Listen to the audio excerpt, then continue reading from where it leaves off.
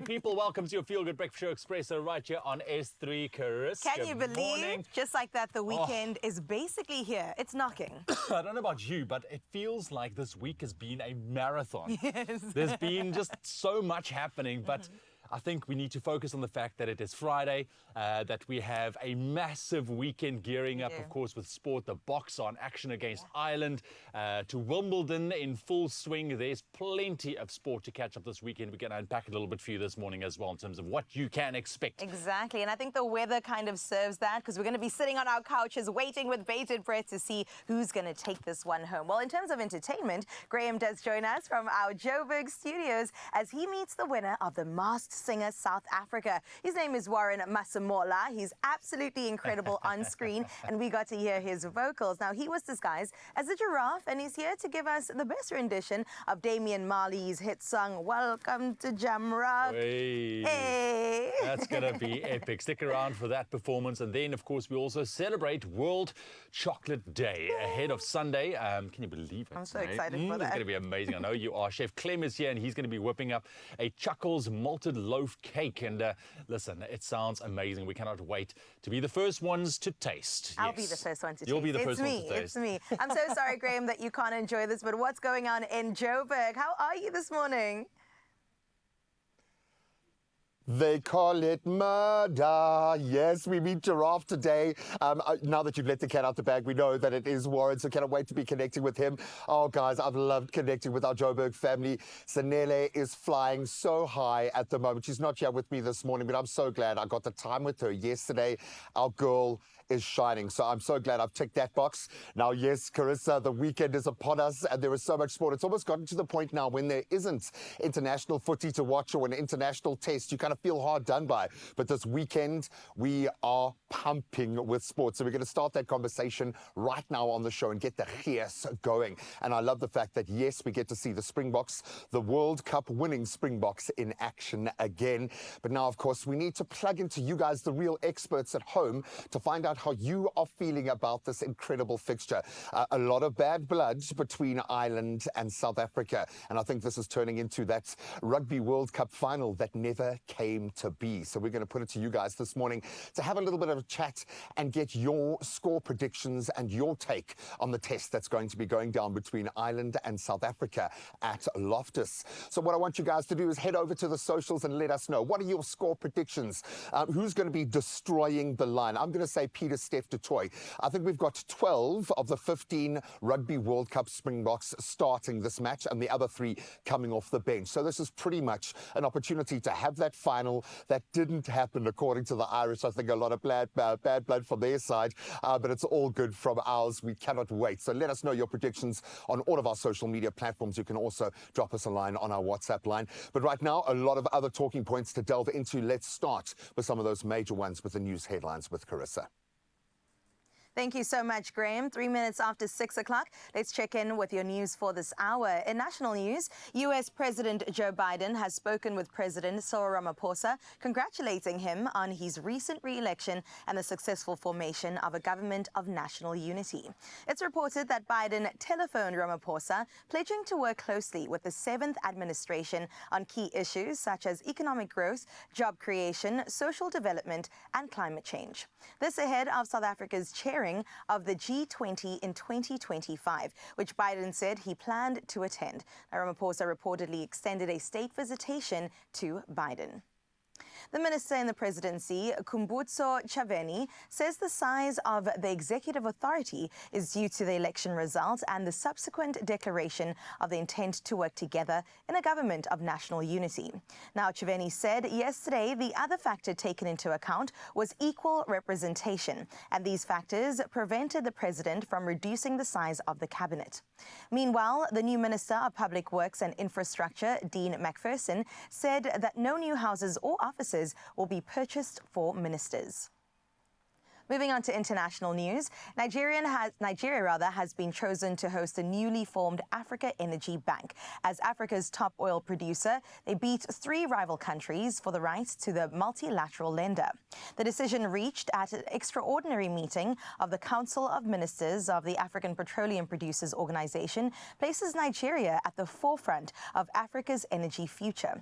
The Minister of State Petroleum Resources, Heineken Lokpobiri, said. Nigeria's bid to host the Africa Energy Bank was strengthened after it ratified the bank's charter and President Bola Tinubu approved a $100 million investment to the bank. Britain's Labour is set to win a general election landslide with a majority of 170 exit polls indicate. It will mean Sir Keir Starmer becomes the new Prime Minister. If the forecast is accurate, Starmer will become PM with 410 Labour MPs. Rishi Sunak's Conservatives are predicted to slump to 131 MPs, their lowest number in post-war history. The exit poll, overseen by a team of statisticians, is based on data from voters at some 130 polling stations in England, Scotland and in Wales. And we close up with this one. The City of Cape Town's firefighters have teamed up with DKMS, an international NGO. We formerly know them as the Sunflower Fund. Now, they're going to combat blood cancer and blood disorders by recruiting stem cell donors. The campaign, which kicked off in Goodwood on Monday, encourages firefighters and residents to join the fight. It began in 2019 when a firefighter was diagnosed with blood cancer, prompting colleagues to register as donors. Paused during the COVID-19 pandemic, the campaign has resumed, with DKMS hosting presentations at fire stations to raise awareness and recruit donors. Now, JP Smith, the city's mayoral committee member for safety and security, praised the valiant firefighters' bravery and selflessness for saving lives above and beyond their duty. We definitely salute you and hope you too will be encouraged to become a donor. But now that wraps up your news, let's check in with you and with your sports.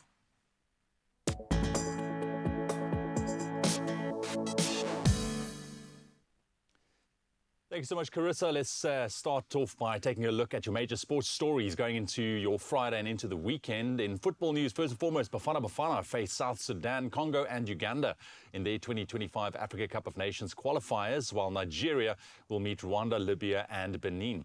Now, the top 2 teams in each group qualify, with preliminaries scheduled for September to November this year. Now, AFCON 2025 gets underway in Morocco from the 21st of December 2025 to the 18th of January 2026. And then staying with football, Erik ten Hag has extended his contract with Manchester United until 2026. Now, despite a disappointing 2023-24 Premier League season, ten Hag led United to an FA Cup victory over Manchester City. The 54-year-old Dutchman, whose previous deal was set to expire in 2025, remains committed to closing the gap on United's rivals. Now, in his first season, he ended United's 6-year trophy drought with a League Cup win and secured a third-place league finish. And then over to rugby news. New All Blacks coach Scott Robertson made a bold decision on Thursday by leaving star player Bowden Barrett on the bench for the first test against England in Dunedin. Now, Barrett, who spent most of his 2024 playing in Japan, was named among the replacements, with Damien McKenzie chosen at fly half for Saturday's series opener. And we'll end it for tennis news. Novak Djokovic advanced to the Wimbledon third round, overcoming British wildcard Jacob Fernley 6-3, 6-4, 5-7, 7-5. The 7-time champion faced a tough challenge in the 3-hour match, with Fernley breaking twice in the third set. Now, Djokovic ultimately prevailed, staying on course for a record-equaling 8th men's title. And a little bit later on this morning, we'll take a deep dive into Wimbledon and see what we can expect on the courts. That's where we leave your sport for now. Let's take our first look at the weather and see what you can expect with Carissa.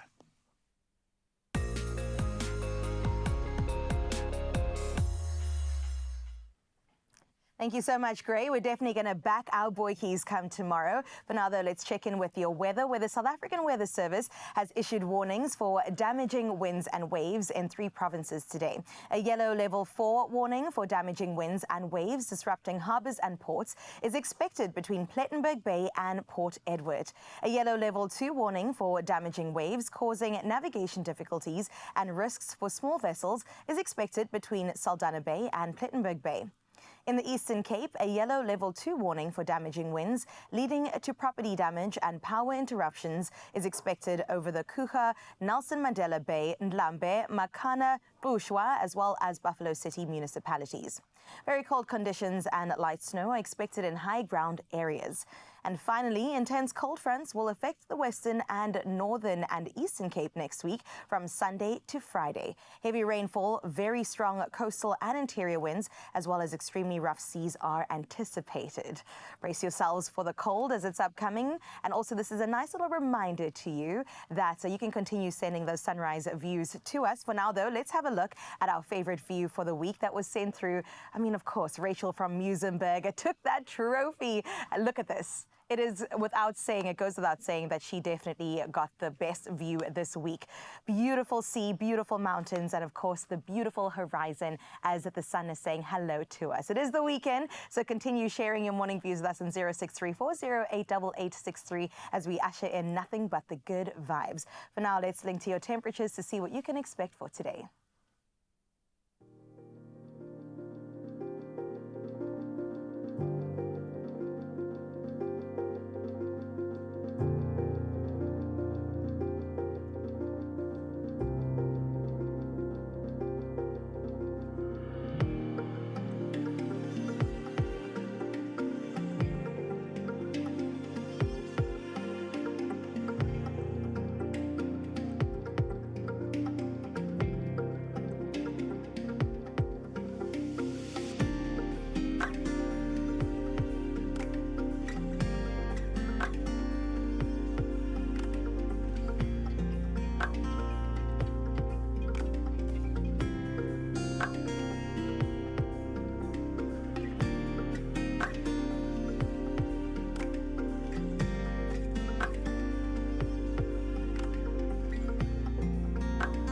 Those temperatures dipping below zero. Craddock -3, Can you imagine? -2. I mean, There's a reason why I'm wearing now. this coat today. At least we are nice and cozy. I mean, the minute I rock a polo neck, you must know, that it's cold. It's cold. So there we have it. Your Friday is now officially underway. We're going to take our very first break. Recharge your coffee cup. Go get your first one if you haven't had one already. We are talking rugby with Lorenzo and Mr. Gillett. He's there.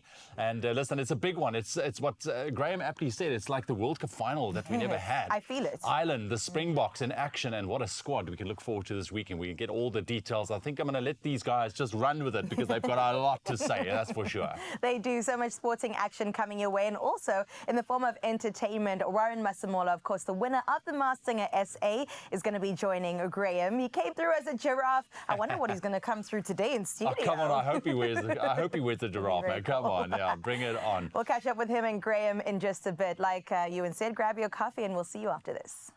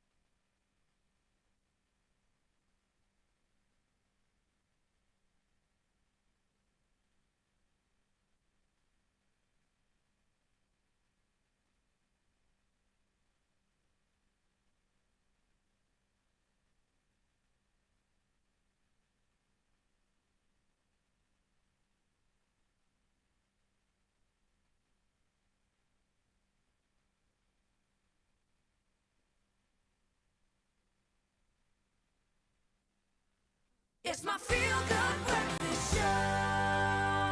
Welcome back. You are tuned into your Feel Good Breakfast Show, Expresso right here on S3. Let's get this Friday started. Of course, this weekend, the world champion Springboks face off against Ireland. We've got to say it like that, with returning stars like Siya Kolisi and Handré Pollard.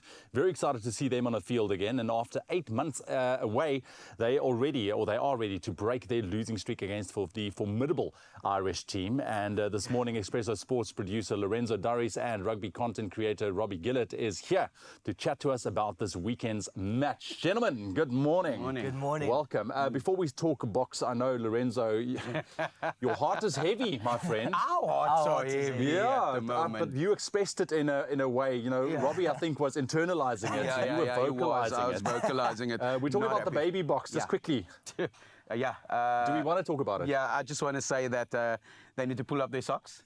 Some of them might not be getting professional contracts after the next few games. And yeah, you know, the pressure is always on when you have a home under-20 World Rugby Championship. But they're a team of superstars. And I'm thinking Argentina, yes, they've been producing magnificent rugby the last few months, last few years. Yeah. But it's we the powerhouse of talent in the world, like if you you can guys put said, it like this that. is such an iconic team Yeah. that's been put together, but yet they couldn't pull it through. Is there anything that you could It's good, like their set piece. I think it was 3 more tries in the first half. Yeah. If you can't stop it rolling more. Handré Pollard on the field. I mean, what do you guys make of this? I mean, how significant are the return of these players specifically to this particular match against Ireland? Yeah, it's massive. We've got a grudge at the moment with this team. It's the only team that we lost to in the World Cup. But we've also got quite a few players. I think there's like 6 or 7. I can't get the number now. They were part of that Alistair Coetzee era where we lost, I think it was 33-0. They lost. nilled us. They nilled us, if I can put it like that. And we haven't won a match since 2016.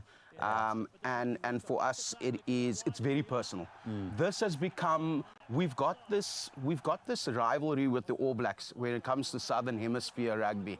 This is the new North versus South rivalry out there. I am putting it out there. This is the biggest after Springboks and All Blacks, and the Springboks are involved in everything. Yeah. Come on. Y and X axis going through, you know. Everything in we're there. between. Yeah. Look, they are a phenomenal team, and they are going to be, I think, a tough one to beat, and definitely want to look out on the field as well. But why are they such formidable players and a formidable team for our Boks, you know, going into this? Like Lorenzo said, a little bit of bad blood here between the teams. You know what, I must say that for such a small nation, they're incredibly passionate and really care deeply about their rugby. And potatoes. And yes, of course. Of course. Just throw it in there. But also, just from a rugby perspective, their set piece is so good and their breakdown so good.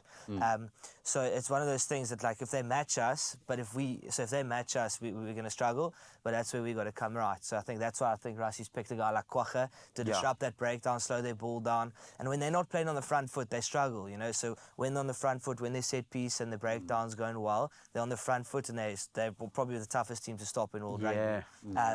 But I think that's why you want to disrupt that, and then they struggle to get into that attacking shape. And obviously, when you're struggling to attack, you struggle to score points. And just to add on that, the one thing that they really excel at is when their forwards are dominating, they get that ball through to Bande Aki, and he breaks that line so easily. Like I watch him play week in, week out, and I'm like, how is it that he can do this? And then when you look at the team makeup, it's that forward pack that allows him that space and disrupts everyone. So Kwagga coming in is going to be absolutely amazing. Yeah, no, look, he's also, I mean, he's a force to be reckoned with by himself. I mean, he's one of those players, he's not scared to get in there. No. He goes there, he's literally pushing people out the way. He's a phenomenal player as well.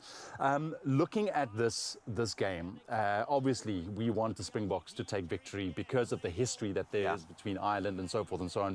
But why is this win particularly important at this stage where we see the Springboks right now? Because we essentially see a World Cup squad here. Yeah. Look, the build-up to 2027 is there. And again, it comes back to what I said earlier. The rivalry started quite a while back. And if you look at what Ireland is doing at the moment, a lot of our coaches are going across. A lot of our players are going across. So they're trying to play a similar brand of rugby. So it's like cousins on the other end. It's like, I don't like you, but, you know, we're still going to share, you know, that table together. We're still going to be in a tournament together. But it's been building up for quite a few years. And I think last year, with Eben coming and after the game, He said 13 players came to him and said, see you in the final. He took that personal. Damian Yolande came out as well, you know, with them saying that there's just something about the team. They're so passionate, they become arrogant. And we have a point to prove that we are the world champions. Now, if you lost against the team in the World Cup, won the tournament, wouldn't you want to beat that team and just show everyone else? This last little checkbox on just your a list last that you little need to tick. checkbox. And also, it's going to be a struggle at altitude unless you Glasgow Warriors. Oh, yeah. Glasgow kind of just threw that away, but you know they had about how many South Africans in their team, Enough. so they could work. They could work with it. It's going to be a struggle at Loftus. Yeah. And it's a sold-out crowd. Hostile crowd again. We've been to. And we know how things get at Loftus, eh? Yeah, Lansdowne Road is a different beast. Loftus is totally different. I'm going to call it the Dragon. The Dragon's Den, my Yeah, friend. there you Yeah, go. no, I'm Hatfield like- is going to be buzzing, that's for sure. Yeah, let's not go there. I mean, I would love to be there and Yeah. just see the vibe. It's going to be Yes. incredible. Okay, let's talk strategy here. What do you expect going in with regards to the Springboks taking on Ireland? What do we foresee on the field? Because they have to make sure that they put every single step forward in a positive way.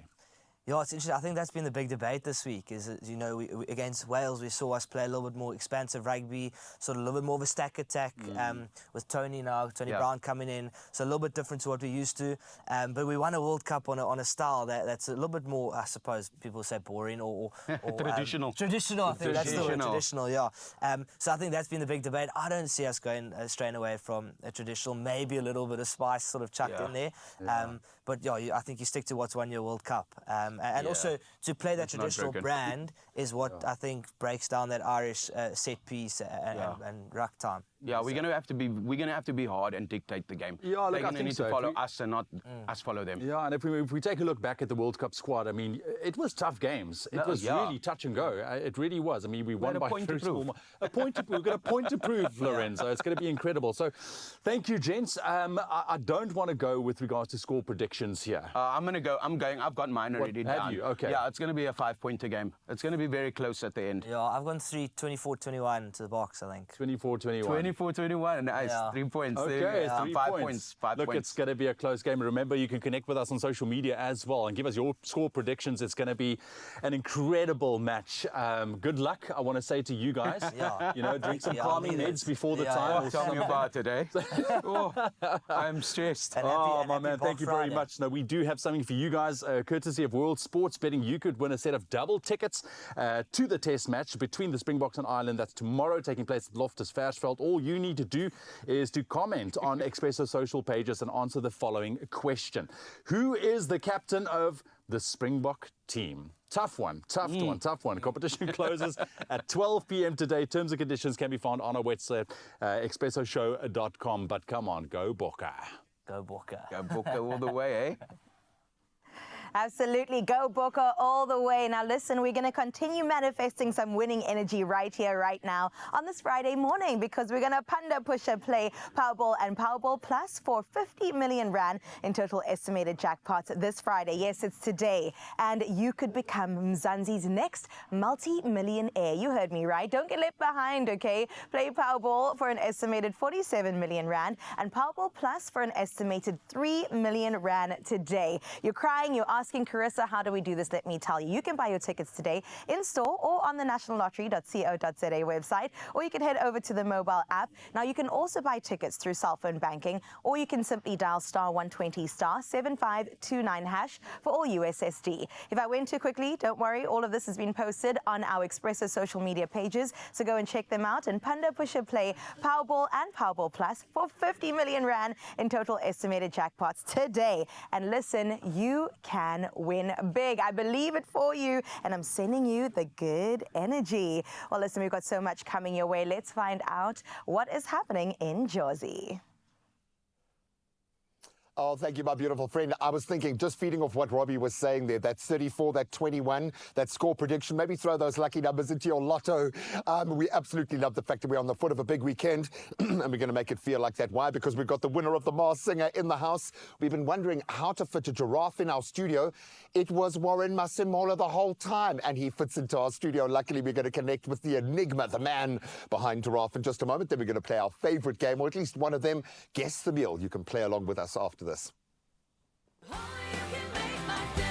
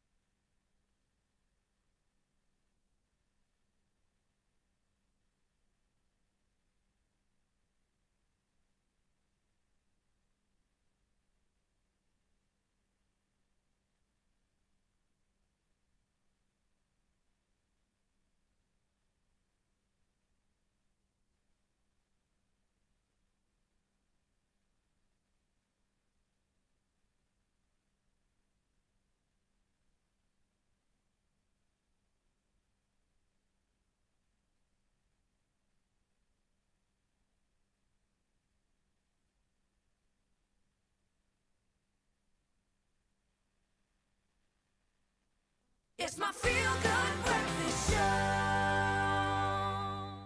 Welcome back to your feel-good kickstart to the weekend, baby. It's official.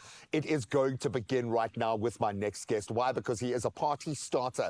In fact, I don't think there is anything that he cannot do. Last week, we witnessed the grand and a very grand finale of season 2 of The Masked Singer. Many were unmasked, but it was Giraffe standing tall and standing very proud in the end as our victor, who was behind the mask. Well, he has won just about every other accolade that you can in this country. He happens to be one of the nicest gents on the planet, and yes, a very talented actor, Warren Masola. Put your hands together. Pew, pew, pew, pew. You know, for a giraffe, you're quite a short guy, man. Small in stature, big in voice. Buddy, I don't even know where to begin. You are an enigma to me. I have this feeling you are such a talented actor that you couldn't sing, but then you just acted like you could, and that's how you took the thing. Buddy, how are you, first of all? I am well, I am healthy, I'm almost wealthier, but I'm happy. I'm very happy. It's great to be a winner of the second season of Masked Singer South Africa. I never imagined I would do this competition after watching the first season, but when I got invited, I was like, yeah, I'm on. Why? Look, and I love you, Guy, because you just embrace the most crazy roles, and that's kind of defined your career, as you've been willing to go, I think, where some other actors haven't been willing to go before, which must take a lot from you. To do this is kind of real-time acting in a live environment. It is a completely different prospect. What was that tipping point? Why do this? Why get out of your comfort zone? So when Anel and the team called me to join the show, I had to check my availability because I had a shoot in Cape Town that would possibly clash with the shoot of the Masked Singer South Africa Season 2. And when I cleared my availability and my dates on my calendar, I said to Anela, I'm available, and I am available to win this competition. Because the intention was never just to participate, it was to take the trophy. And we did it. It was a belief. I just believed that I was going to win, and I'm happy that I won. And you pushed through. What do you think won it for you? Now that you've had a moment, and I'm sure you're still processing because it's crazy, and I've spoken to other, those that have been unmasked in the past, and this is just a different, it's kind of before and after, I think, as a performer, once you've gone through a gateway like this. What was the process like, and has it changed you? Because every role you take on leaves a little bit there, takes a little bit from you. How has this affected you? I am a performer. As an actor, I am a specialist because I act, and my trade is performance. So the trick up my sleeve was to prepare for this giraffe as a character. So I chose how the giraffe would stand and walk. If you remember the way he stood like the President Matamela Ramaphosa Cyril, and the hooves with the hands and the bum sticking out and the range in voices through the different songs, because I knew that I don't know how to sing and I don't know the competition out there. So mine was to go in with my strongest skills, which was performance. And it's almost like it was rehearsed, not really deeply rehearsed, but strategically planned on how to make Giraffe the winner through performance and not only rely on music. And whenever I got a chance to do a South African track like Java, or Focalistic, Diamfana, or Quest Angoto, I went in hard. I would have done it good. I did it good, and everybody, like, hands down, all spirits, I would have done it. But even the detectives thought that it was Questa behind the mic, But because that's I what was I'm just like, saying. yeah, it was so much, I got cool. Were they? That is damn good, man. We might ask for 2 performances today, I have a feeling. There were some major powerhouse vocalists in the mix, in the space. You've beaten the best. You've literally beaten some of the best voices in the country, my friend. And it seems like on sheer belief. So what do we plug this belief into now? What's next for you, and how are you going to carry this into your next project? It's my everyday life. This is who I am everywhere I go. I mean, a lot of people don't believe that I act when I perform, but I do, because I go to every other corner in South Africa and I sit on a crate at a tavern. I sit at a bourgeoisie restaurant, like I sit at a Greek restaurant, just to meet people and personalities and characters. And this is what I do in my life. I play people. I portray society and characters. So what's next? Even giraffes. Yeah, even giraffes when I go to the wildlife. I observe animals. And this is a job for every other actor, is to observe. So now I leave the country to go to Lesotho to go shoot a feature, a movie. I can't wait, because that's also another stretch where I completely play in South Soto, and not South Soto from the Free State, South Africa, but from Lesotho, the villages from the up source, the yeah. mountains in Lesotho. Oh man, I would imagine we could sit here for about an hour looking at the new lens that you look through life with. But I love the fact that we've got you here. We've been seeing you do your crazy warm-ups already. Your crazy matches our crazy, and I think our crazy matches Giraffe's crazy. Congratulations, my Top of friend. the morning. Beat top the of the morning. world, man. Beat some of the best vocalists in the country to become the champion of The Masked Singer Season 2. And yes, Giraffe will be performing here on your Feel Good Breakfast Show in just a bit. Don't stray too far.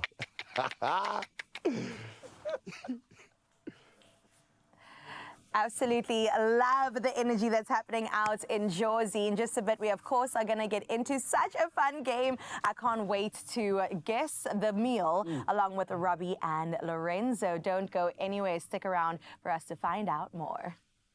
Oh, we're playing now. Okay, well, let's get into it right now. Well, if you are hungry, which I'm sure you boys came in here quite Nice. hungry and ready for some fun, then get ready to play along, because it's time for a round of Guess the Meal. And today, we're playing with the butter weekend meals, because we know that with butter, everything is just better. That's the edition we're going for. And I'm going to show my contenders a series of blurred out photos, and then they need to guess what food type or even meal it is. And while we play, we'll snack on these delicious toasties with our clover butter spread. We've also put some cheese on there. Oh, nice. It's going to be Treated so today. good. Yes, you're I must just treated. add with this game, last time I beat Graham, by the way, and I don't want to You disrespect did. Graham, but I won. Whoa. So there's Okay, pressure this on is here. Lorenzo, not Graham. Okay, Well, now let's have a look. If Let's he see. will be a I'll reigning be smooth as champion. butter. He set the bar pretty high. Okay, Lorenzo versus Robbie. We're going to go with the first one. Here is the clue. Okay, it's going to be blurred out. You literally cannot see a thing, but here's the clue. This breakfast staple, right, is often stacked high, drizzled with syrup, and also topped with butter and or fruit. Say your name if you got it. Lorenzo. Oh. Who was that? Say, okay. Pancakes. Okay, Lorenzo. Let's see. Was it pancakes? Could it be? Oh, it's pancakes. Come on, Rob, you need to be quick, eh? I need to be quicker. Okay. Come I just don't want to on. interrupt Okay, you, so I would manage. So it's Oh, like, wow. Okay. so I'm that's getting fine. competitive Yeah, here. we're very competitive here. All right, let's move on to the second one. Well done, Lorenzo. This dish originates from India and often enjoyed with naan or even rice. Lorenzo. Robbie? Butter chicken curry. Very specifically, It has to be. let's have a look. Butter technical. chicken But- curry. I think I get a chicken point is to the half for No, being- no, butter chicken is not even from India, okay? Technically, it's not. That's all right. That's Yeah. all right. Robbie, you get 1.5 points. 1.5 points, I'm up. Well, listen, let's move on to the third one. It is flaky. It is a buttery Lorenzo. pastry whose name means croissant in French. I already heard it. What is it, I'm Lorenzo? not gonna let him win. It's a croissant. I'm not gonna Feel let like him I win. give you the clue there. Yeah. 2, 1.5. Graham, I'm Well good. There done. you go. You've got this low. I've got faith in you. All right, another one. An Italian dish made with arborio rice and is known for its buttery and creamy texture. What could it be? Lorenzo. Okay. Risotto. Risotto. Do you have a guess? Or, okay, no. We're going straight into it. Risotto. I well done. wanted to say it, but I didn't know. Graham, I am doing this for the show, Graham. We're getting it back then to know the place. We love to see it. 3 to 1.5. I love yeah. what's going on right now. Let's move on to the next one. Well, this is a side dish, and it's brushed or filled with a mixture of butter and minced cloves, and it's often served at a braai. What could it be? Oh, come on, South Africans. Don't let your country down. Robbie? Oh, come on, Rob. Garlic bread. Could it be garlic bread? Is it? Could it be? Yes, garlic bread! That was confusing though, because It was. cloves is It something, was, but yes. then it's garlic cloves. That's what we were referring to. okay. I couldn't say the word. Okay, It's 2.5 up, to okay. 3. All right. Let's see Point what to else win. we've got. An elegant brunch. I know you guys love some brunch. It's a dish served with rich, creamy, and buttery hollandaise sauce poured over the top. Lorenzo. Okay, That has to be eggs Benedict. let's see if he's a brunch boy. Am I? Is he a brunch boy? Okay.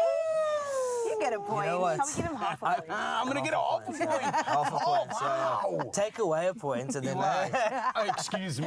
We don't Say do with that, eh? hollandaise sauce. That's No, you already said it. Okay, well, the winner today is, drum roll, please, Lorenzo! You did it for the Can you just team. lift up my? Can you just Sorry, lift it up? I'll do it. Okay, good there you go. sportsmanship. I was forced into it.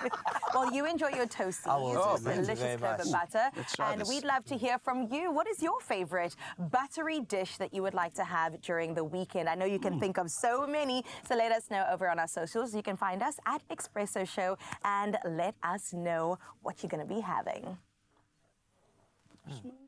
Introducing the all-new Clover Full Cream Butter Spread. Smooth, creamy, and effortlessly spreadable. Butter up your day with Clover Butter Spread. Only you can make my day. Don't fall victim to intestinal worms. Use kid-friendly Vermox twice a year and get rid of unwanted guests. Vermox.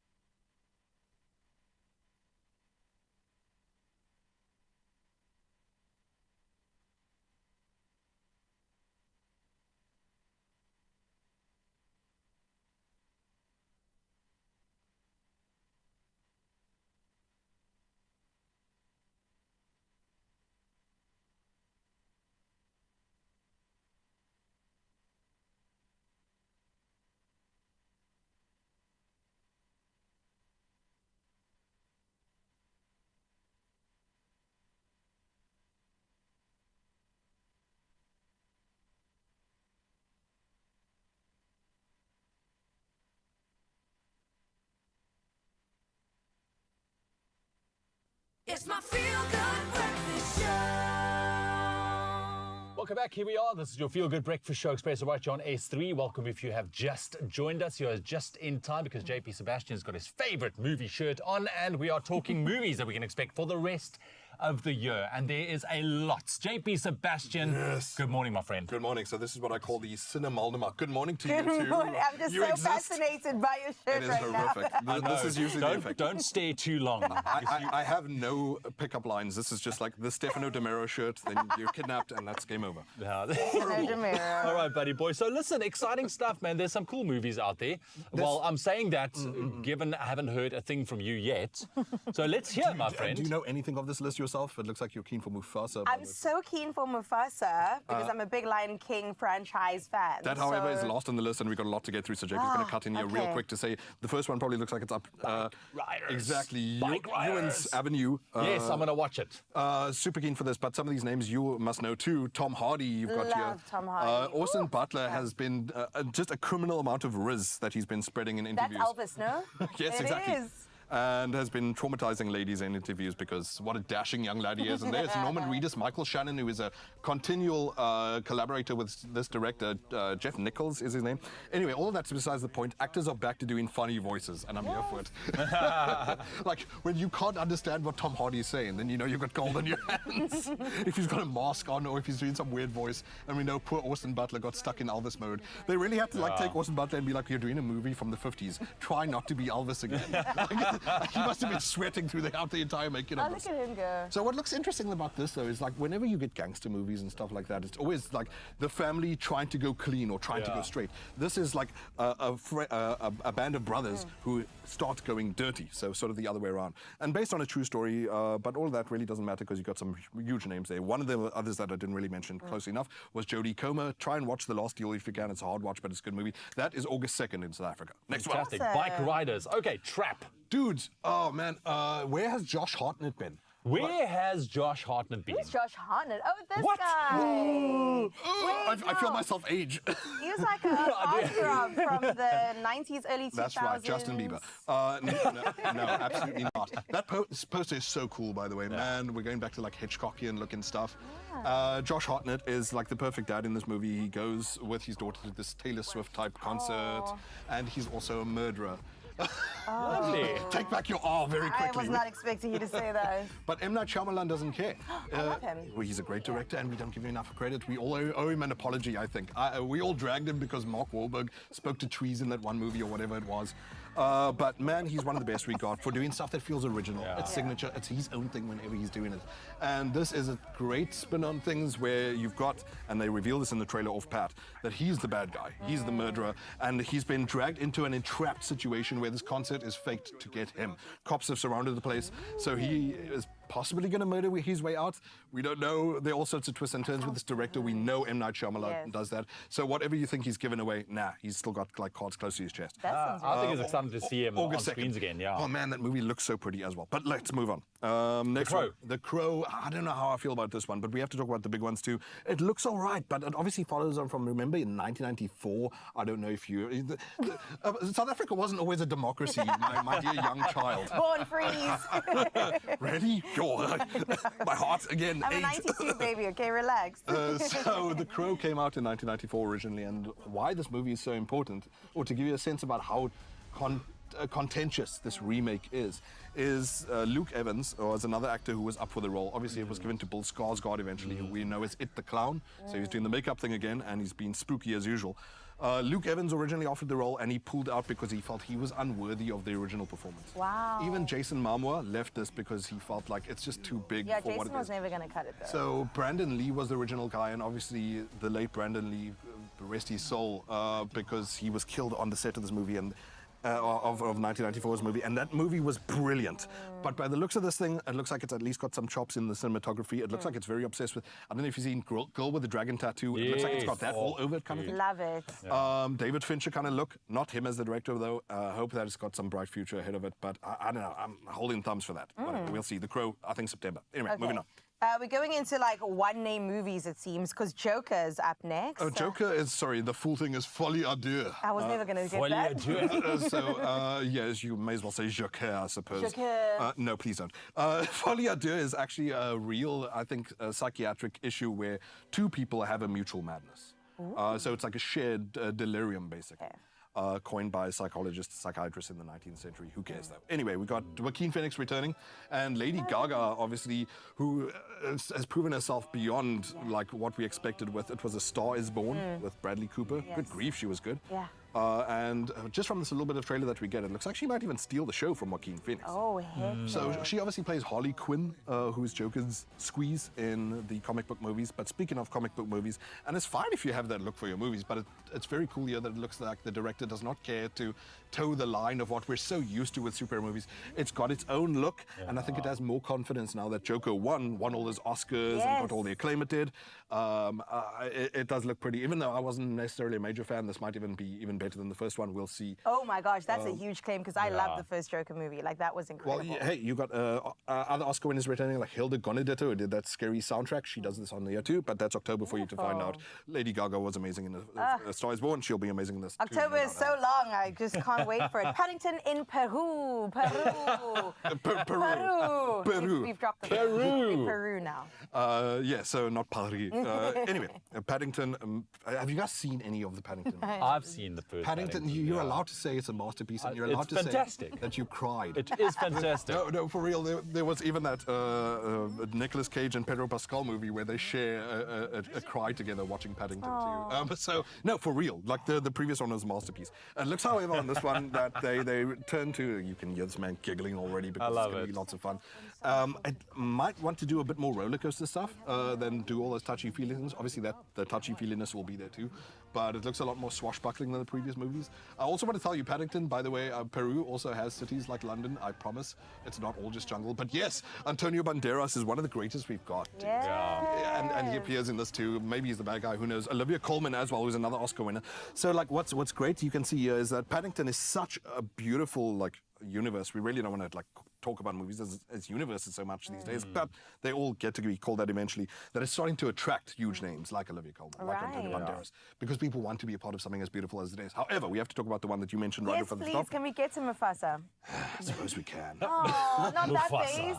Don't disappoint me. I've not seen one of these, obviously. Like this is December only, the 20th of December. This is the kind of Festive movie, okay. real estate that Disney can book for themselves. It's, hey, people might remember this as Christmas at some point, but it's going to be like Mufasa Day for the longest time. Who knows? I don't know why they have to put the Lion King in the title. I doubt there'll be any confusion. No one's going to be, oh my goodness, what am I watching? No, it's clearly part of a landmark piece of work. For me, obviously, I'm still a stickler for the 2D one from, 1995? Right. Nothing can top that for me. Yes. I don't know why. What the attraction is to the hyperrealism, because like I've said to people before, dudes, if you find like true love in front of your cat, it's going to look nonplussed, it won't care. If you murder 5 people in front of your cat, it won't care. Like if you try to make a cat's face realistic, I don't know how much comical and emotional expression you get out of it, how much range. And it looks like they might try for more in this one. Obviously the big name behind Mufasa that's excited a lot of people is Barry Jenkins, who previously won the Oscar for Moonlight, but I don't know what it means to have a director as brilliant as Barry Jenkins is behind something that looks as samey as the previous one. Hopefully it has more character than the other one, which at least you loved. Maybe it's for you, not for JP. But who knows? Wasn't that It the one hasn't even with come out Childish yet. Gambino and Beyonce? Yeah, those words. Yeah, exactly. What's not to love? Those people who I don't know. No, I know Childish Gambino. I know Beyonce. I'm not that old. Okay, I was about to be very disappointed in you. Well, thank you for that wrap-up, JP. That was 20th of fantastic. December is that one. Oh, I love it. 5 days before Christmas, and that is the biggest present that we could ever get, in my opinion anyway, not JP's. But thank you for joining us, JP okay. Sebastian. We've got to check in with Josie. What's going on, Graham? I'm being treated to a private improv show is what's going on here. Yes, last week the grand finale of The Masked Singer revealed our winner for season 2, and it was none other than Giraffe, who was none other than Warren Masola, who is here to perform an absolute banger for us. It is a standard. It is an anthem. Welcome to Jam Rock by Damian Marley, performed very ably by Warren, who is also known as Giraffe. Take it away, my brother. Woo! Out in the streets, they call it murder. Welcome to Jam Rock. Camp with the tag them come at 2 Panzer with an van pack. In a your handbag, your knapsack in a your backpack. Smell give your girlfriend contact. Comes bold and know this. Them alcohol run like tourists on a beach with a few club sodas. Bedtime stories and pose like the name Chuck Norris. And don't know the real hardcore cause sandals are not bad too. That tags them and do what they got to. And one thing twice to shot you. Don't make them spot you unless you carry guns a lot too. A barefoot times come at you when trenched on man stop laugh on the block traffic. Them at will up a pop up the top clap it. With the pile fandanga when a beat rapid. Police can be in a jeep and I can't stop it. Some of the player boy rabbit. Fan drop like a bad rabbit. Sana pose at a load like a love rabbit. Rastafari stands alone and welcome to Jam Rock. Hey, welcome to Jam Rock. Out in the street, they call it murder. Welcome to Jam Down, where people are dead at random. Political violence, goddamn. Pogo stamp phantom. They you they get blind by stardom. Now the kings and kings are called old man to pick me. So why you no hand if you with me? To see this operation seek me. They should not fit me. To win the elections, they trick with them. That's done that there's chance at all. Come on, let's face it. I get to education's basic. And most of they use them wasted. And when them wasted, that's when they get their guns replaced. And they don't stand a chance at all. And that's why we say, up in the streets, they call it murder. Ladies bag, gentlemen. Put your hands together, hopefully not for the last time, for Giraffe, a.k.a. Warren Masola. Oh, we are so proud of you, my friend. Thank you on behalf of all of those actors who think they can sing and probably can. You're absolutely amazing, buddy. Thank you so much. We cannot wait to see what is next in the career of, I'm going to say it, one of the most talented performers in the country. Why? Because he's just proven it by winning The Masked Singer Season 2. Warren, we love you, guy. We'll see you on the other side. Love you all. Woo! They call it murder. Drained? Dehydrated? You have lost more than just fluid. Recover faster. Add Rehydrate, SA's #1 oral electrolyte mixture.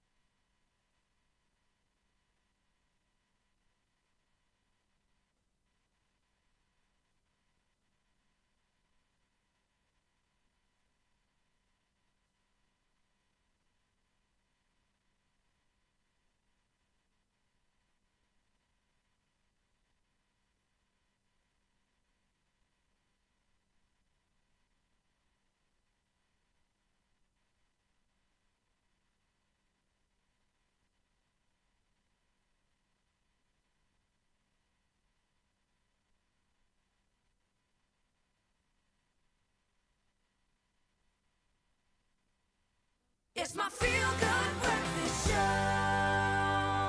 Welcome back. You're tuned into your Feel Good Breakfast Show Express right here on AS3. It is a lovely Friday, and right now we talk all things tennis. Not just tennis, we talk Wimbledon. Of course, the third Grand Slam of the year is currently underway at the All England Lawn Tennis Club, and defending women's Wimbledon champion Marketa Vondrousova was eliminated this week, while the men's champion Carlos Alcaraz progressed to the third round. And joining us this morning, tennis coach Ricky Solomon, and also superfan Nazli Abrams is here to chat to us about the week thus far. Welcome. How's it, Naz? Thanks, Ricky, lucky to see you guys. Yeah, so the courts are hot.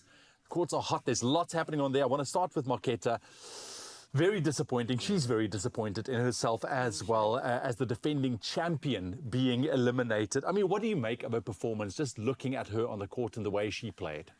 Well, last week we said that it would be tougher to defend her title. Only 5 women in the open area have done it. 2 of them in the last 23 years are Williams. But first round, it's the first time in history that a defending champion has gone out in the first round. Yeah. She was bitterly disappointed, but she's carrying an injury. She said there, I heard she said also the pressure was a lot. I mean, obviously, being the first unseeded, I think, player also to lift the trophy last year. And now she also mentioned the Wimbledon promotional posters that added an amount of pressure with her lifting the trophy. And she said that, you know, it's not that it's in her head, but it's in her head. Of course. Yes. No, being on the court is very tough. I tell parents of students that I work with, make sure your kid, before they come out to this match, they have no issues at home. You know, it's a very hard place to be when you're on the court, and what she's saying is spot on. Just to have something else in there that takes your focus off your game makes it very difficult. Yeah, very so difficult. Do you think that played that major role yes. in her loss? I mean, obviously that, and of course, yes, she had a bit of an injury as well, leg injury. Yeah. Hip injury. Hip injury, yeah.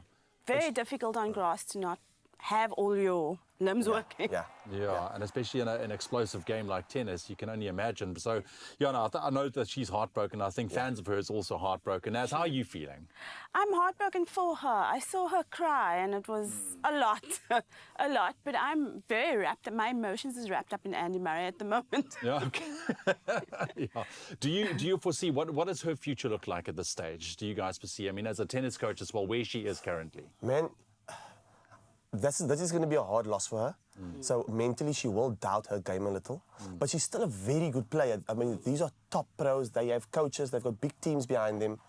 She will somewhere along the line, she will get some form back and she'll go on a deep run in a few tournaments. She's a lefty, so she's got that on her side as well. But she's up against a few players, Sabalenka, Rybakina, Coco Gauff, Swiatek. So she's just below that level. Yeah, and she's up against what you would call the top tier players out there, you know, and that headspace plays a major game. I want to move on to Yannick Sinner. I mean, he managed to secure a victory over Matteo Berrettini, which was a tough round as well in their second round match at Wimbledon. I mean, just unpack that for us a second. I mean, how he was able to do that as well. So I watched like the entire match almost. Berrettini has a massive serve, so that's what was keeping him in the game. When they were going toe to toe,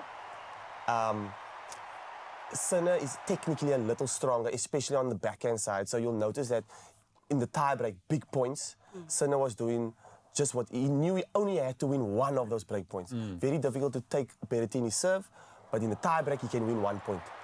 And that's basically what happened. And when it came to returning the serves, he just had to guess. So I noticed in the tiebreak on the serves, no longer just standing still, guess, guess. And then he just has to get that one return in, take that point, and then that's how he took it. And yeah, it was very, very close to the game, very small margins.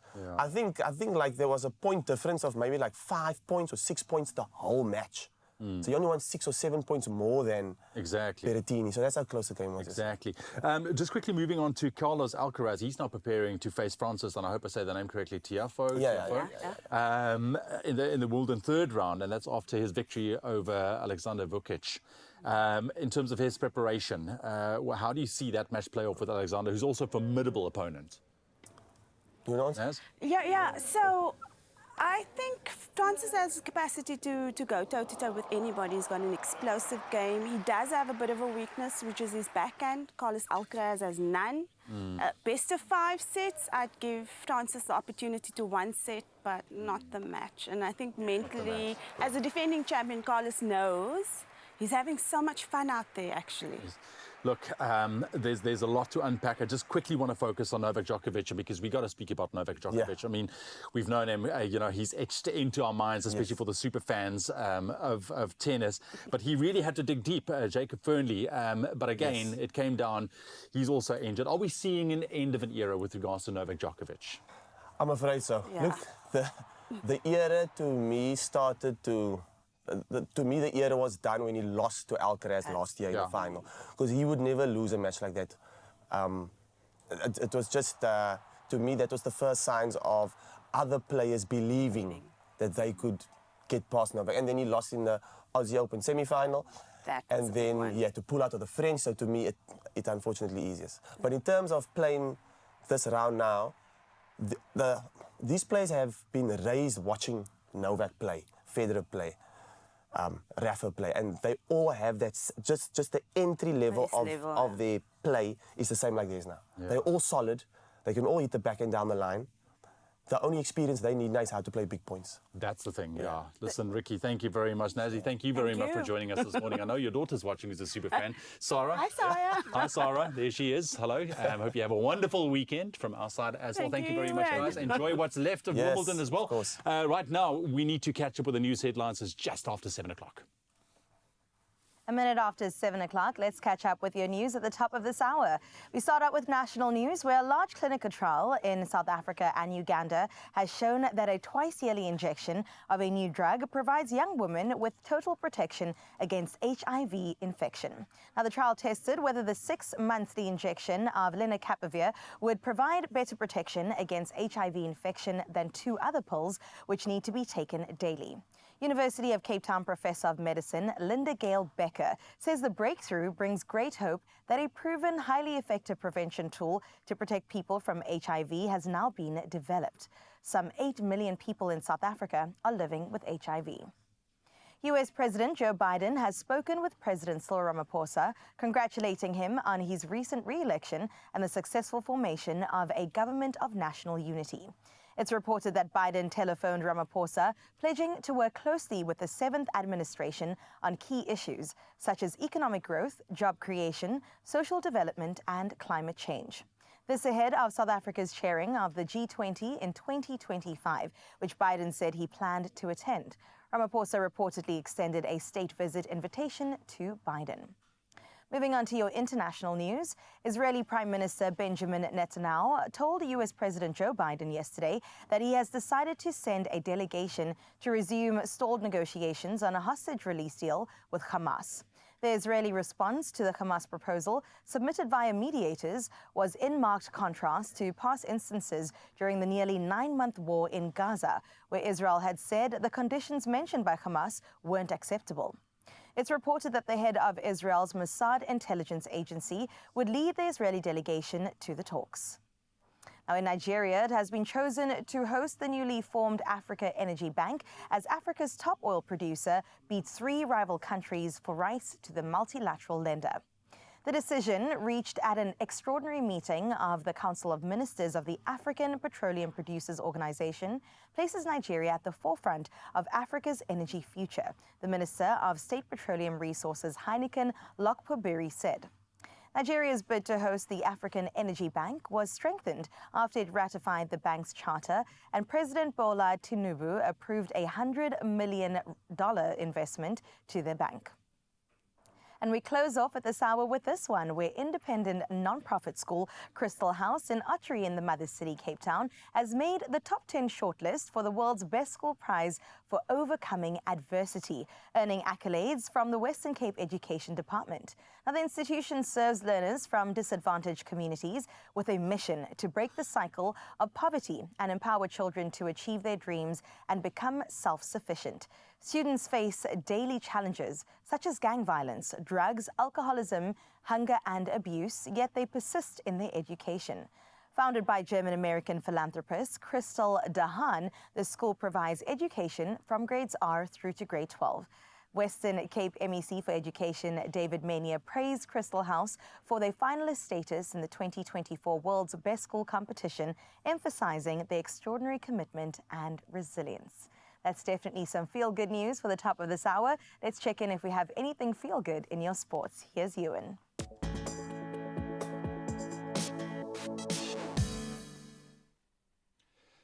Thank you so much, Carissa. Let's run you through your major sports stories for this Friday, starting off with some football news. Bafana face South Sudan, Congo and Uganda in the 2025 Africa Cup of Nations qualifiers, while Nigeria will meet Rwanda, Libya and Benin.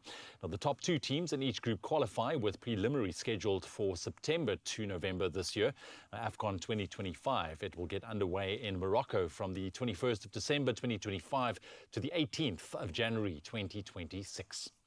Staying with football, Erik ten Hag has extended his contract with Manchester United until 2026, despite a disappointing 2023-24 Premier League season.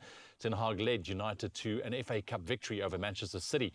The 54-year-old Dutchman, whose previous deal was set to expire in 2025, remains committed to closing the gap under United's rivals. Now, in his first season, he ended United's 6-year trophy drought with a League Cup win and secured a third-place league finish.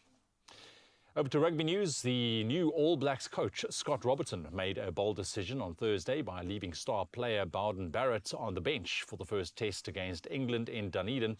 Now, Barrett, who spent most of his 2024 playing in Japan, was named among the replacements, with Damien McKenzie chosen at fly half for Saturday's series opener. And in tennis news, Novak Djokovic advanced to the Wimbledon third round, overcoming British wildcard Jacob Fernley 6-3, 6-4, 5-7, 7-5. Now, the seven-time champion faced a rather tough challenge in the 3-hour match, with Fernley breaking twice in the third set. Now, Djokovic ultimately prevailed, staying on course for a record-equaling 8th men's title despite a bit of knee injury on his side, but definitely keen to watch him on the court. That's your sport news for the 7 o'clock bulletin. Carissa is standing by to see what's happening out on the roads.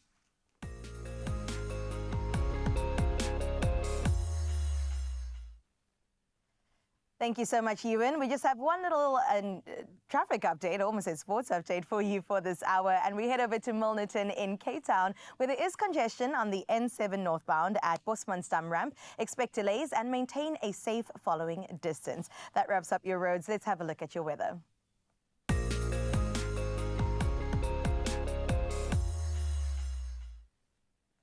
The South African Weather Service has issued warnings for damaging winds and waves in 3 provinces today.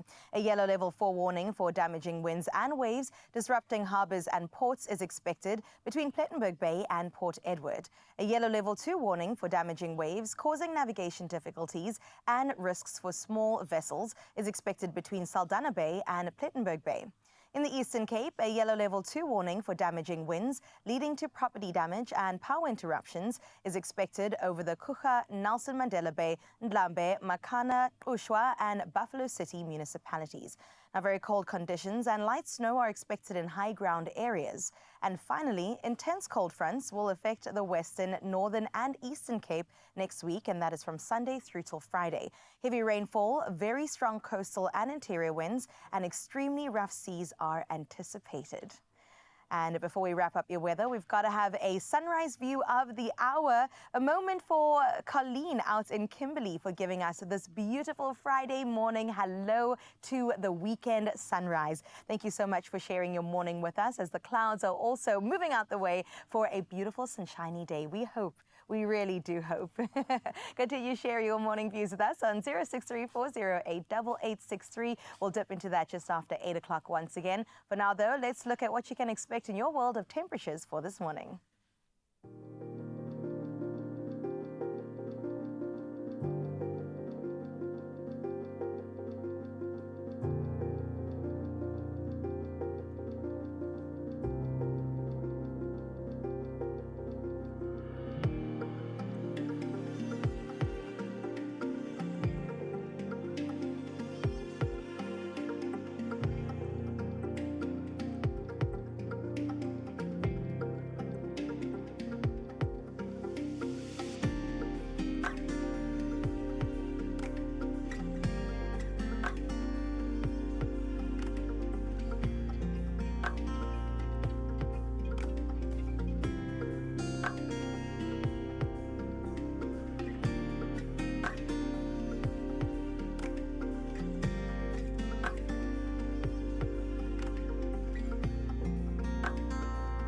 There we have it, your weather going into your Friday and into the weekend. Make sure you stay warm because it's nice and chilly. Carissa, I've got a treat for you. Let's go, let's go, let's go, let's go. As we go into an ad break, stick around. Daar's 'n metaal strootjie vir jou. If you are a homeowner, we'll offer you some energy efficient solutions, want ons weet mos, né? Wanneer dit by krag kom, ons moet sufficient wees and efficient at that. Ons het krag, yeah, exactly. And then we are also taking a look. We're being inspired by art. Pen artist Tim Kungeli, he's doing an amazing sketch, and he's been doing amazing sketches with pen. And if you are doodling there at home, maybe this is some inspiration to take it up a notch. So on that note, cheers to the ad break, and we'll see you on the other side.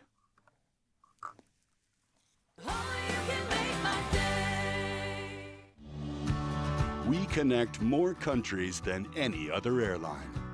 Turkish Airlines.